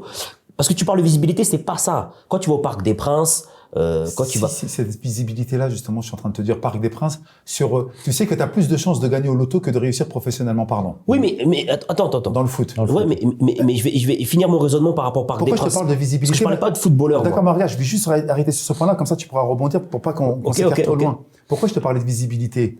Aujourd'hui, dans le génie nucléaire, il y a des musulmans, noirs et arabes. Dans la magistrature, dans l'ingénierie, même dans les mairies. Regarde, aujourd'hui, dans les mairies, il y a un maire là qui s'est trouvé, qu'on a porté une affaire en justice parce qu'on parlait d'entrisme. Juste parce qu'en fait, c'était un maire qui a aidé une mosquée à se développer. On parle d'entrisme. Mais lorsqu'on est de la communauté LGBT ou lorsqu'on est de la communauté juive, parce que justement le communautarisme et parce que justement on séduit telle ou telle communauté, et ce qui est complètement normal, c'est le jeu de l'électorat, tu vois, de pouvoir vous dire, ne vous inquiétez pas, votez pour moi, moi je vous écoute. Ou lorsqu'on est de la communauté chinoise dans le 13e, ou même à Aubervilliers, parce qu'il y en a de plus en plus, on parle pas de communautarisme, mais dès qu'on va commencer à aider les musulmans, là on parle de communautarisme. C'est justement cette visibilité. Une visibilité sur le rap et les joueurs de foot, etc., c'est pas grave. C'est une infime minorité, c'est un 0,0 je sais combien de pourcents qui vont aller là-dedans. Ben lorsqu'on commence à être dans tous les pans de la société, c'est là où ça commence à faire peur. Oui, mais la peur, elle vient du fait que le complexe de supériorité de ces personnes, c'est ce qu'il disait Herman tout à l'heure, ne peut pas admettre dans leur logiciel qu'un arabe ou un noir soit en capacité de diriger et d'être à un poste à responsabilité. D'être compétent. Oui, mais la compétence... mais c'est la compétence qui nous permet de diriger. Oui, mais... C'est la réussite. Oui, mais moi, je vais beaucoup plus loin. C'est que... Il parle de l'autorité. Oui, l'autorité, j'entends bien. Tu vas dégager une autorité, tu vas dégager une virilité, une responsabilité à un poste clé, et tu vas diriger des gens. Ça va être une violence symbolique. Parce que dans leur imaginaire... Tu te rends compte du terme que tu emploies? Mais dans leur violence. C'est une violence symbolique. Parce que dans leur imaginaire, nous sommes là pour les servir. C'est terrible ce que tu dis. On précise le concept de violence symbolique pour ceux qui... La violence symbolique, c'est quand tu viens chambouler un schéma préétabli. Et tu crées une dissonance cognitive. Exemple, tu es un jeune maghrébin, musulman, chirurgien dans un hôpital privé. Tu rentres avec ta voiture dans le parking, tu te gares, tu t'es contrôlé par la police. La police n'envisage pas un seul instant que tu puisses être chirurgien et le chef opérateur de cet hôpital. La police te parle avec agressivité, te demande de te mettre sur le côté.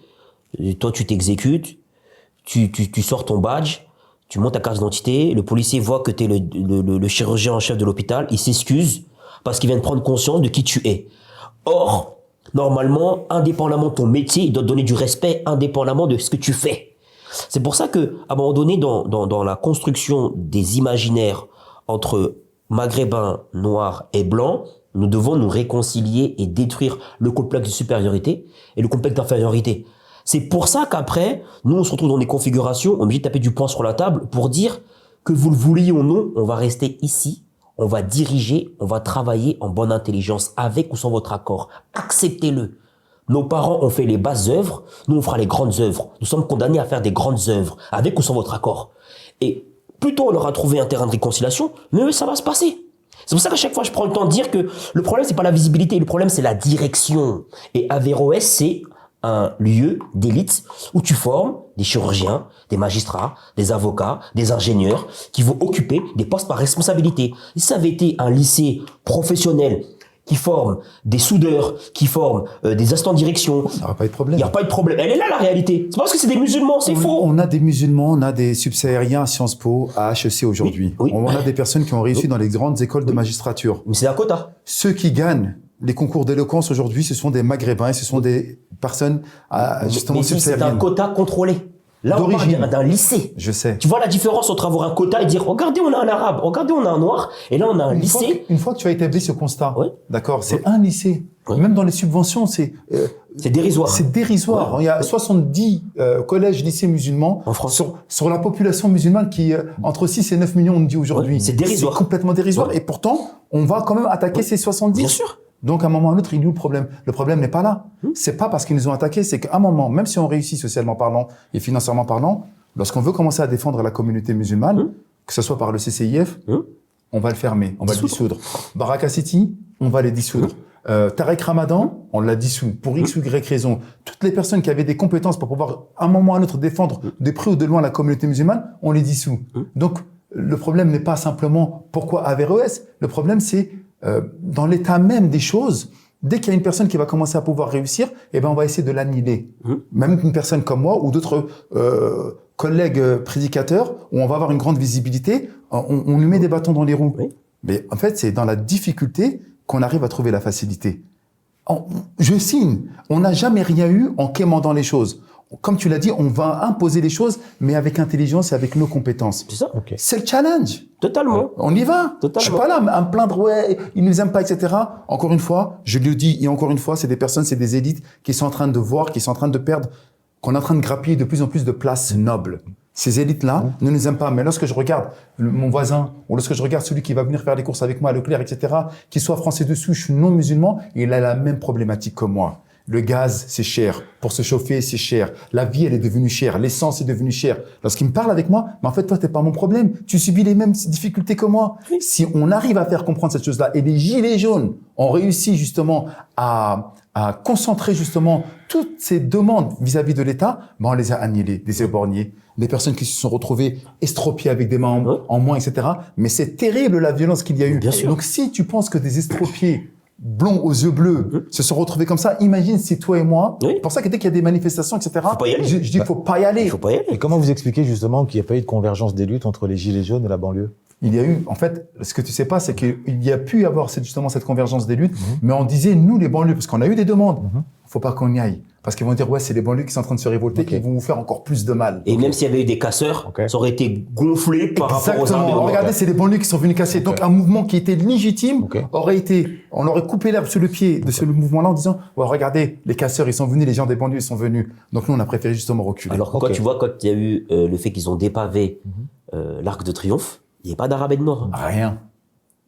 Ils n'avaient pas d'Arabe et de Noir, ils ont dépavé l'Arc de Triomphe, qui est quand même un monument assez important pour la France, son rayonnement à travers le monde. T'avais des Blancs qui étaient là, ils dépavaient, ils jetaient, ils affrontaient les policiers, les CRS, et qui manifestaient un mécontentement de la vie chère. D'accord. Donc Parce c'était que- pas un détachement, c'était juste une précaution. Précaution. Ok. Et exactement. même, il fallait surtout pas que les Arabes et les Noirs servent de prétexte parfait pour diaboliser et enterrer ce mouvement. Donc c'est bien qu'il y ait eu une séparation. Ok, très bien. Alors, on arrive bientôt à la fin. Après, il y a une question on est obligé de te poser, compte tenu d'une certaine polémique. Tu parlais tout à l'heure de responsabilité. Là, on va prendre la virilité à l'échelle politique, voire géopolitique.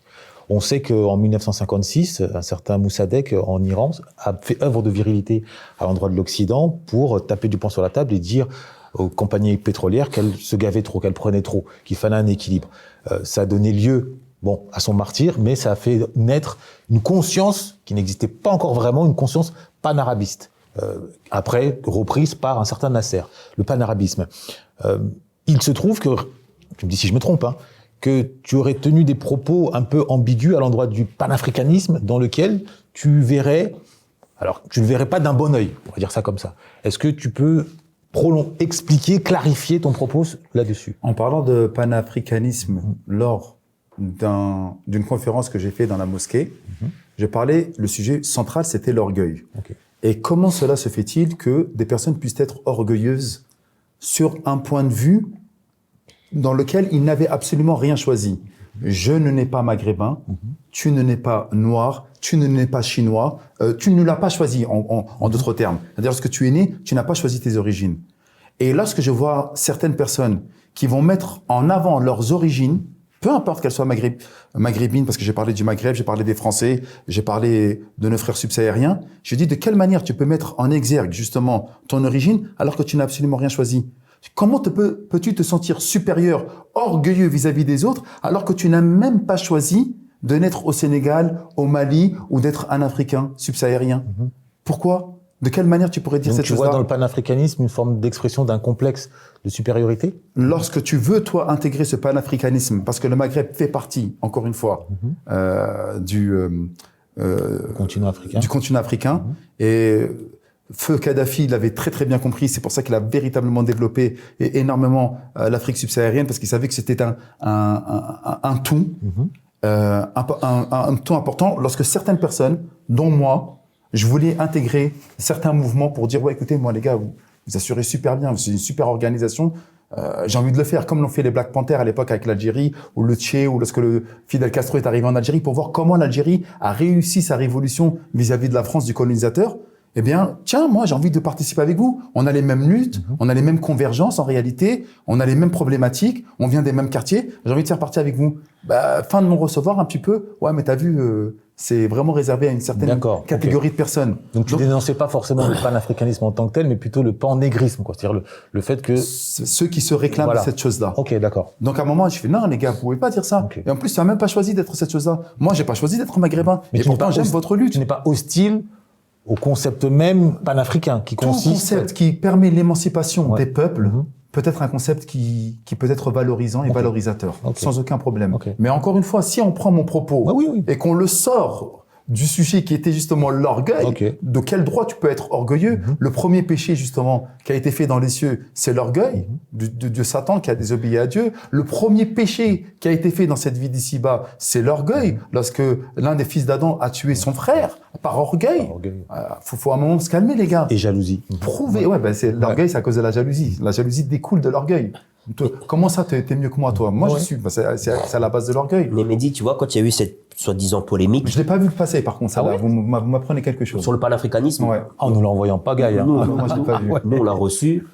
Et j'ai eu un appel d'un frère qui m'a dit tu connais cet imam, t'as vu ce qu'il dit sur le panafricanisme, c'est pas normal, il veut nous diviser. J'ai dit attends, mon frère, faut toujours prendre le contexte. Quand t'entends quelque chose, faut contextualiser. Avant de crier au loup, moi je connais le frère Mehdi, je vais lui écrire, je vais essayer d'échanger avec lui, et si Dieu veut, il va accepter, parce que je sais que c'est quelqu'un de courageux, on va débattre, il va claver sa position. Mais ne commencez pas à dire que le frère est là pour nous diviser, de créer une tension, quand vous avez pris une phrase sortie de son contexte, et vous n'avez pas compris l'entièreté de son propos. C'est pour ça que je suis content que tu sois venu aujourd'hui. Encore une fois, la phrase, je vais même passer à laquelle. Oui, j'ai parlé de panafricanisme, c'est vrai, mais je vois pas en quoi. Pourtant, c'était vraiment clair, j'avais vraiment parlé de tout le monde. En fait, dans l'extrait, ça donnait le sentiment de deux choses. Premièrement, que tu dénigrais le panafricanisme puisque tu l'as même pas bien prononcé, ça donnait le sentiment que tu prenais un peu de mépris. Et de deux, parce que tu as des 1000 personnes devant toi, forcément. Et de deux, ça faisait aussi écho, parce qu'il faut recontextualiser au sens large sur les réseaux sociaux, à un autre propos tenu, alors par un sombre inconnu, on peut le dire, qui avait assimilé le panafricanisme à l'ennemi de l'islam. Donc ton propos faisait un peu écho à cela. Non, c'est pas un inconnu. Hein. Ah ben moi je pense que c'est un inconnu, je sais pas. C'est les frères Eric Younous. Ah ok, mais tu vois, je connaissais pas. C'est Eric Younous. Ouais, c'est ça. Ah ben voilà, lui qui a suivi. Ah ben voilà, qui associe le panafricanisme à l'ennemi de l'islam, c'était ça, sa prise de position. Voilà. Donc quand ton propos est apparu, il est plus ou moins inscrit dans l'imaginaire. Même le frère Eric, à qui je passe le bonjour que je ne connais pas, mais si un jour il peut venir pour échanger, il est le bienvenu. Je pense qu'il confond un racisme anti-maghrébin qui existe chez nous, parce que nous on est capable aussi, tu vois, de questionner notre porte. On en avait parlé, bien sûr, de questionner des frères noirs qui sont racistes et qui sont suprémacistes à l'endroit des blancs et à l'endroit des arabes. et qui, du coup, sur les réseaux sociaux, vont tenir des propos odieux à l'endroit des Arabes et des Blancs, des Maghrébins. Donc, chez nous, en tant que Noirs, on a nos suprémacistes qui posent problème, qui me combattent, qui le combattent parce que lui est juif, et qui me combattent parce que moi, je ne suis pas de leur obédience. Donc, on est lucide là-dessus. On reçoit des messages, des menaces, des pressions régulièrement là-dessus, mais on assume, puisque quand on dit qu'on a peur que Dieu ne peut pas être effrayé par ses marionnettes, il faut choisir son camp. Mais je pense que le frère Eric faisait allusion à ces Noirs-là, qui étaient hostiles. Et du coup, par facilité ou par précipitation, il a mis le panafricanisme dans cette logique-là. Mais je pense qu'il gagnerait aussi à s'expliquer, parce que le panafricanisme n'a rien à voir avec ces hommes et ces femmes noires aigris, frustrés, haineux, qui, pour le coup, en général, n'ont jamais rien fait. Sous couvert d'anonymat, se permettent tout et n'importe quoi. Alors, quand tu les vois au quotidien, ils sont gentils comme des agneaux, et se permettent d'avoir du courage et du cran une fois que la caméra elle est allumée et qui sont derrière un pseudonyme qui renvoie à une grandeur qu'ils n'ont jamais eue. Je ne parlerai pas à la place d'Éric. Mais néanmoins, lorsqu'on parle de panafricanisme, le souci, il est que dans le dogme islamique, toutes les situations se règlent à travers la fraternité humaine qui est basée, elle, sur la justice. Le monde est devenu un globe. On voit des Chinois qui viennent en Afrique, des Américains, tout le monde vient piller l'Afrique en réalité. Et parler simplement que de développer l'Afrique au détriment des autres nations, c'est quelque chose qui est islamiquement parlant, on va dire, incohérent avec justement le partage des richesses, parce que toutes les richesses reviennent à Dieu. Quand tu dis au détriment des autres nations, c'est-à-dire? C'est-à-dire enrichir simplement un pays au détriment des autres nations. Okay. C'est ce qu'on est en train de faire, par exemple, lorsqu'on pille l'Afrique, l'Europe, les États-Unis, la Chine, etc., sont en train de s'enrichir, alors que c'est de nos propres terres qu'on est en train de prendre, et on laisse les populations autochtones, locales, vivre à la misère. En fait, je posais ma question, c'est que pour être sûr, toi, dans le panafricanisme, tu n'y vois pas un projet d'enrichissement des Afros au détriment des autres? Non, mais on pourrait peut-être le voir de cette manière-là. Le développement, en fait, d'une nation africaine forte, rentrer dans le concert des nations et prendre largement sa place. Tout ce qui va tendre vers la suprématie de telle ou telle nation, de telle région du monde, est à combattre. C'est pas pour moi. Encore une fois, l'islam, ce qui est beau dans cette religion, c'est les dénominateurs communs. Peu importe de quelle origine tu es, on va tous se rejoindre vers l'adoration de l'unique. À un moment ou à un autre, lorsque on va tendre vers le panafricanisme ou lorsqu'on va tendre vers une sorte de société maghrébine comme certaines personnes veulent le faire, alors que c'est pas vrai. Entre nous, les Maghrébins, on s'aime pas. Mais c'est une réalité et tu le vois. S'il te plaît, va juste sur Twitter. Non, mais j'ai grandi avec, donc je sais que Marocain, c'est pas l'Algérien, l'Algérien, c'est pas le Tunisien. Alors qu'ils se marient entre eux, on a des enfants qui sont métis, etc. Il y a la réalité et il y a ce qu'on est en train de voir. Donc c'est pour ça que dès que je vois des mouvements qui vont exacerber la nation, qui vont exacerber l'origine ethnique, etc., à un moment ou à un autre, ça, c'est pas islamique. Et je pense, et Dieu est plus savant, que Eric était plus sur cela qu'autre chose. Oui, moi, je fais pas de procès d'intention aux personnes. C'est peut-être une déformation professionnelle, mais j'aime bien entendre la personne avant de me faire un avis. Et tu l'inviteras et j'espère avoir l'occasion de l'inviter et donner l'occasion aux frères de s'exprimer, Sachant qu'il va énormément en Afrique, qu'il aide énormément, il a initié énormément de projets de soutien, et là, il passe plus de temps en Afrique subsaharienne qu'au Maghreb ou même en France. Non, mais j'en doute pas dessus. Il a ouvert des écoles? Non, il aide avec des puits, des orphelinats, avec énormément de personnes. Il est vraiment dans un travail très actif. Grand bien lui fasse. Alors, et que là-dessus, vraiment... moi, je mets une petite réserve. Je suis pas au courant. Donc là, je me rebondis juste sur ton propos. Moi, je m'inscris en faux et je m'oppose de façon la plus ferme qui soit à l'endroit de ces initiatives, même si elles partent d'une bonne intention. Je préfère que on enseigne aux nôtres à devenir des pêcheurs plutôt qu'à leur apporter du poisson. Quand tu te filmes en voulant créer un puits, en somme, tu te fais bonne conscience, toi. Il se filme pas, mais il a ses associations. Et à un moment ou à un autre, lorsqu'il y a une urgence, il y a pas, on réfléchit pas à dire ok, on peut faire ça en parallèle. C'est pas parce que je t'ai venu apporter de l'aide que forcément je vais pas commencer à t'aider à construire le filet. S'il fait les écoles à côté. Oui. Après, faudrait l'inviter pour l'occasion. C'est pour ça que j'ai posé la question. Ce qui est problématique, c'est dans nos pays, même si tu veux aider. Et que tu veux passer par le gouvernement parce que tu veux faire des grandes choses, on est d'accord ou pas? Ils prennent je sais pas combien. Donc à un moment ou à un autre, même si on veut, n'oublions jamais que nous sommes des personnes militantes, que nous sommes des personnes volontaires et qu'à un moment ou à un autre, on est rattrapé par notre réalité. Je vais rentrer dans mon HLM tout à l'heure. Il fait froid aujourd'hui. J'essaye avec les moyens qui sont les nôtres de pouvoir essayer de transposer une parole qui se veut saine et qui veut rassembler les autres. Bien sûr. Mais à un moment, il y a ce plafond de verre. On n'est pas des gouvernements. Même si on est plein de bonnes intentions, même si les gens sont en train de nous écouter, il y a un travail de fond à faire et nous sommes obligés de passer par celles et ceux qui ont le pouvoir. Alors, avant de conclure, on va faire de la politique fiction. Déjà, merci pour ton propos et plus largement pour ton intervention dynamique, riche, précise, virile. Et pour le temps que tu nous as accordé, parce que je sais que le temps est précieux. Voilà. Merci, Nathan Mehdi. En guise de petite conclusion, on va faire un petit jeu de la politique fiction. Je m'appuie sur le livre de Houellebecq qu'il a rédigé, qu'il projetait la France islamisée d'une certaine façon. Demain, l'imam Mehdi devient président de la République. Quelle est déjà ta première décision? Ah bah, franchement, je me suis jamais projeté là-dedans. J'arriverai pas, mais c'est de faire en sorte de faire exister toutes les communautés entre elles, comme ça a toujours été le cas au sein de l'islam. La première constitution mondiale, c'était la constitution du prophète à Médine, où il a inclus les Arabes, les musulmans, les Juifs et les Zoroastres. C'est quelque chose qui était inédit. Ça n'a jamais existé il y a 1400 ans de ça. À savoir que chacun peut pratiquer avec ses visions, avec sa manière de voir. Et on l'a vu pendant toute l'histoire des califats musulmans, où on avait des premiers ministres, on avait des conseillers qui étaient juifs, etc.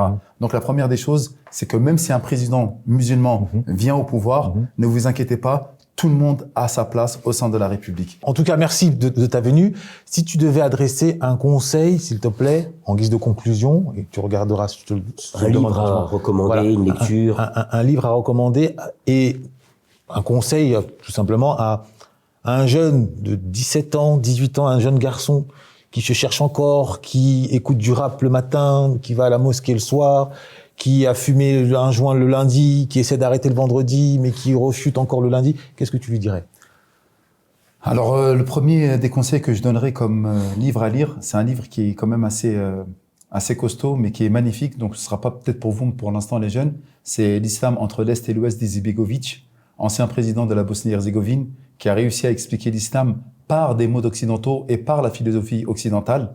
Ça, c'est un livre qui est exceptionnel, que toute personne digne d'intérêt pour l'islam et pour l'Occident devrait lire pour pouvoir comprendre les choses de manière la plus clairvoyante qui soit. Et à mes petits frères et mes petites sœurs de 17, 18 qui vont rentrer justement dans l'âge adulte et dans la vie active, sachez que le temps passe extrêmement vite. Là, vous passez par une période charnière. Vous avez 4-5 ans devant vous. Et ces 4-5 ans devant vous vont faire en sorte de gérer tout le reste de votre vie. Si vous voulez pas étudier, vous voulez profiter justement de vos nouvelles aptitudes financières, physiques, etc., vous pouvez le faire pendant 4-5 ans, mais après, ça va être très compliqué. Alors que si maintenant vous donnez un petit peu de votre temps pendant 4-5 ans, eh ben, vous pourrez, Inch'Allah, faire en sorte que toute votre vie, vous puissiez vivre justement de cet investissement que vous allez faire maintenant. Ni le rap, ni l'argent, ni même la vie des gens à votre égard ne vous seront d'aucune utilité. Pour une fois, pensez de manière égoïste, mais de manière noble. À savoir, faites les choses pour vous. Et essayez de vous projeter dans 5 ans. Parce que c'est ce qu'il y a de plus important, c'est vous et uniquement votre personne. Sauvez votre vie maintenant, parce que la vie, elle passe extrêmement vite. Et vous serez peut-être au moment où vous allez vous rendre compte qu'il était déjà trop tard. Je te remercie. Merci.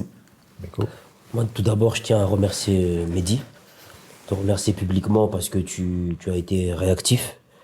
Tu as été, comme j'aime le dire, opérationnel, c'est-à-dire disponible.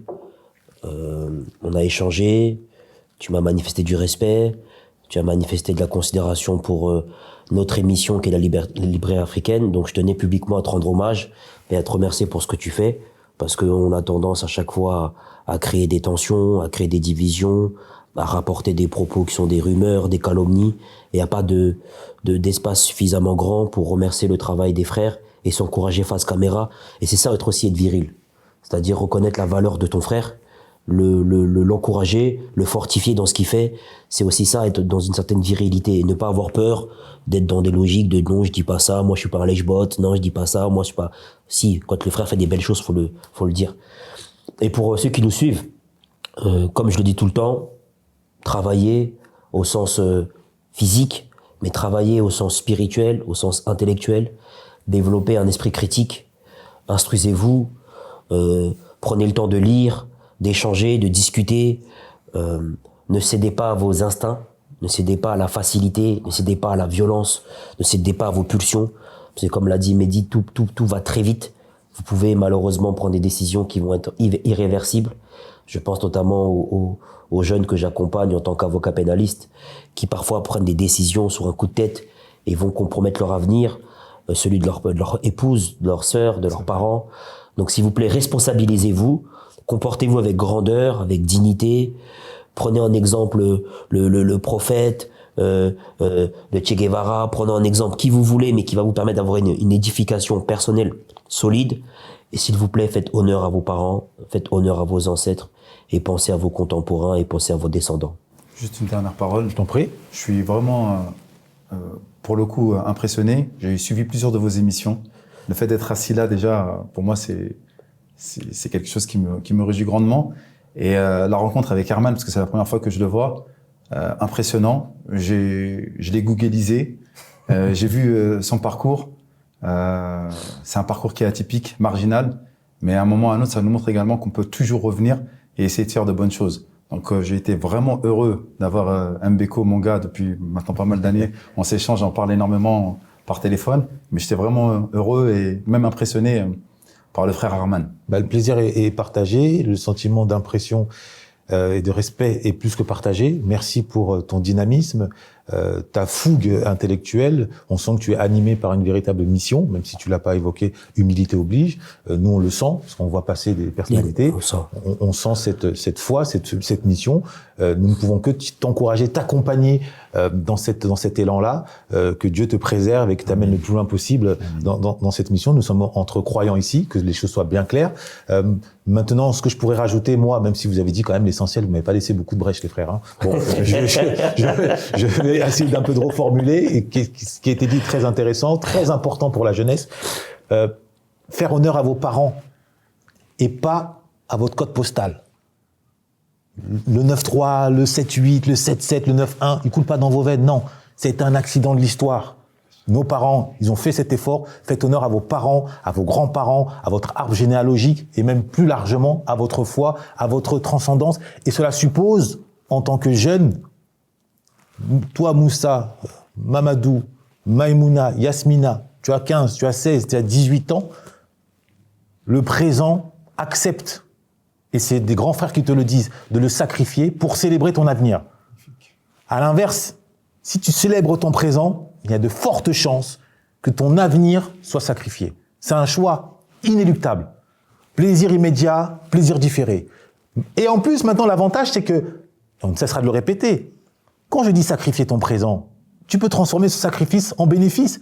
La connaissance, lire, te cultiver, ça va générer en toi une satisfaction. Plus tu vas apprendre, plus tu vas te sentir fort, viril, en capacité de réagir face au monde, loin de l'impulsivité, loin du mimétisme, loin de la moutonnerie, plus en responsabilité, comme ça a été dit ici, et ainsi tu pourras réellement faire face aux défis que t'imposera la société, défis économiques, défis d'éducation de tes enfants, défis religieux. La spiritualité, on l'a dit tout à l'heure, c'est d'abord la lecture, l'élévation par la connaissance. Donc vraiment, que chacune se le tienne pour dit. C'est les livres qui vous délivreront de l'emprise de l'immédiateté, si chère au capitalisme, consumérisme, libidineux. C'est les livres qui vous libéreront des guerres de cité absurdes sur lesquelles vous mettez votre orgueil. C'est les livres qui vous amèneront là où votre destin ou votre lumière doit vous amener, dans votre accomplissement. Ne confondez pas désaccord et déclaration de guerre. Ne confondez pas opposition intellectuelle et opposition humaine. Non, c'est dans la confrontation, le faire aiguise le faire qu'on s'élève. Un véritable ami ne peut pas être d'accord avec toi du lundi au dimanche, c'est pas possible. Un véritable ami accepte de te confronter. Et sois un véritable ami également en mettant le doigt sur les défauts de tes amis. C'est comme ça qu'on avance ensemble. Tout seul on va vite, ensemble on va loin. En un mot, lisons ou mourons. À très bientôt.